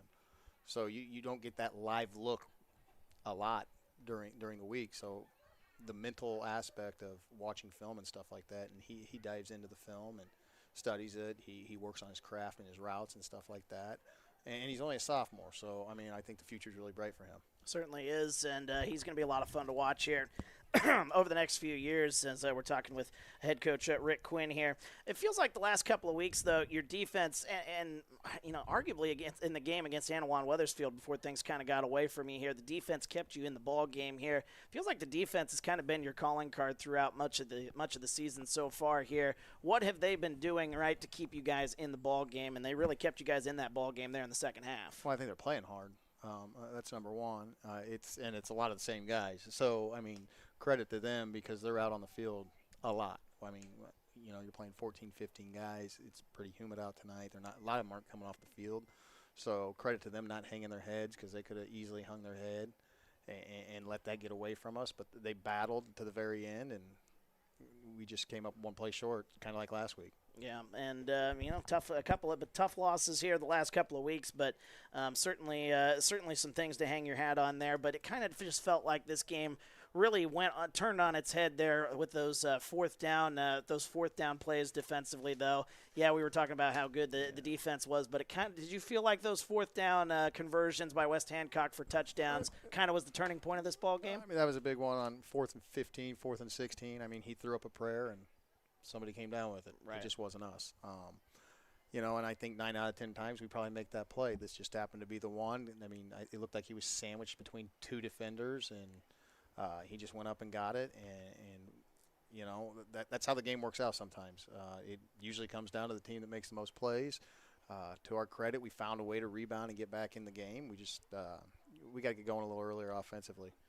As we're talking to the head coach of the A-Town Tornadoes, Rick Quinn, one more question here, Coach, before we let you go here. We appreciate the time here. I know you're probably wanting to get on the road here after a long day, but, you got your fall to 0-3, unfortunately, at this point in the season here. Got to United on the road, couple of road games for you guys before you eventually come back home in early October.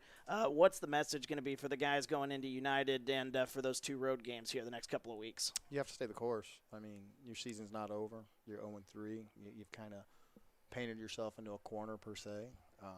So, I mean, we have a choice to make. We can either buckle up and keep playing hard, or the other option is always to not, and then it can snowball. But it could also snowball the other way. If you can find a way to bring it all together and get a W, you may be able to get something going. So we got to have a good week of preparation. It'll probably be mentally. But, that's just hard, and good things will eventually happen. Well, he's the head coach of the A-Town Tornadoes, Rick Quinn, joining us here. Coach, we appreciate the time. You chatting with us here a couple of minutes, and look forward to chatting with you again maybe down the road here after your next home game a few weeks down the road. But best of luck against United next week, and we'll talk to you in a couple weeks. Awesome. Thanks for having me, and thanks for what you do. I appreciate you. Thanks, You there, Coach. And good effort tonight by the guys. Falling just a little short here tonight. 28-26. It looks like we lost the feed there, but that's all right. A-OK. Coach Reed Kelso is the AD is shooing me out of here, so that's going to put a wrap to our broadcast here tonight. Always appreciate Coach Quinn, though, coming up and chatting with us here this evening. So without further ado, once again, the final score, West Hancock 28, A-Town 26. We'll be back on the air for A-Town Sports next week. We've got another volleyball game next week. It won't be until October 3rd before we have football down the road here. So keep an eye on our live tab, though, and we'll keep you guys up to date on more broadcasts that we have here on TSSR. But we've got a lot coming up in the weeks and months to come. We appreciate you for joining us here tonight.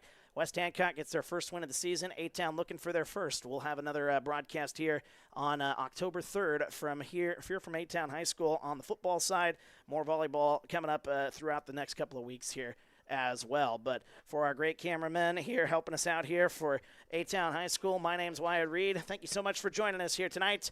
You've been watching TSSR Game Time Live presented by MDH.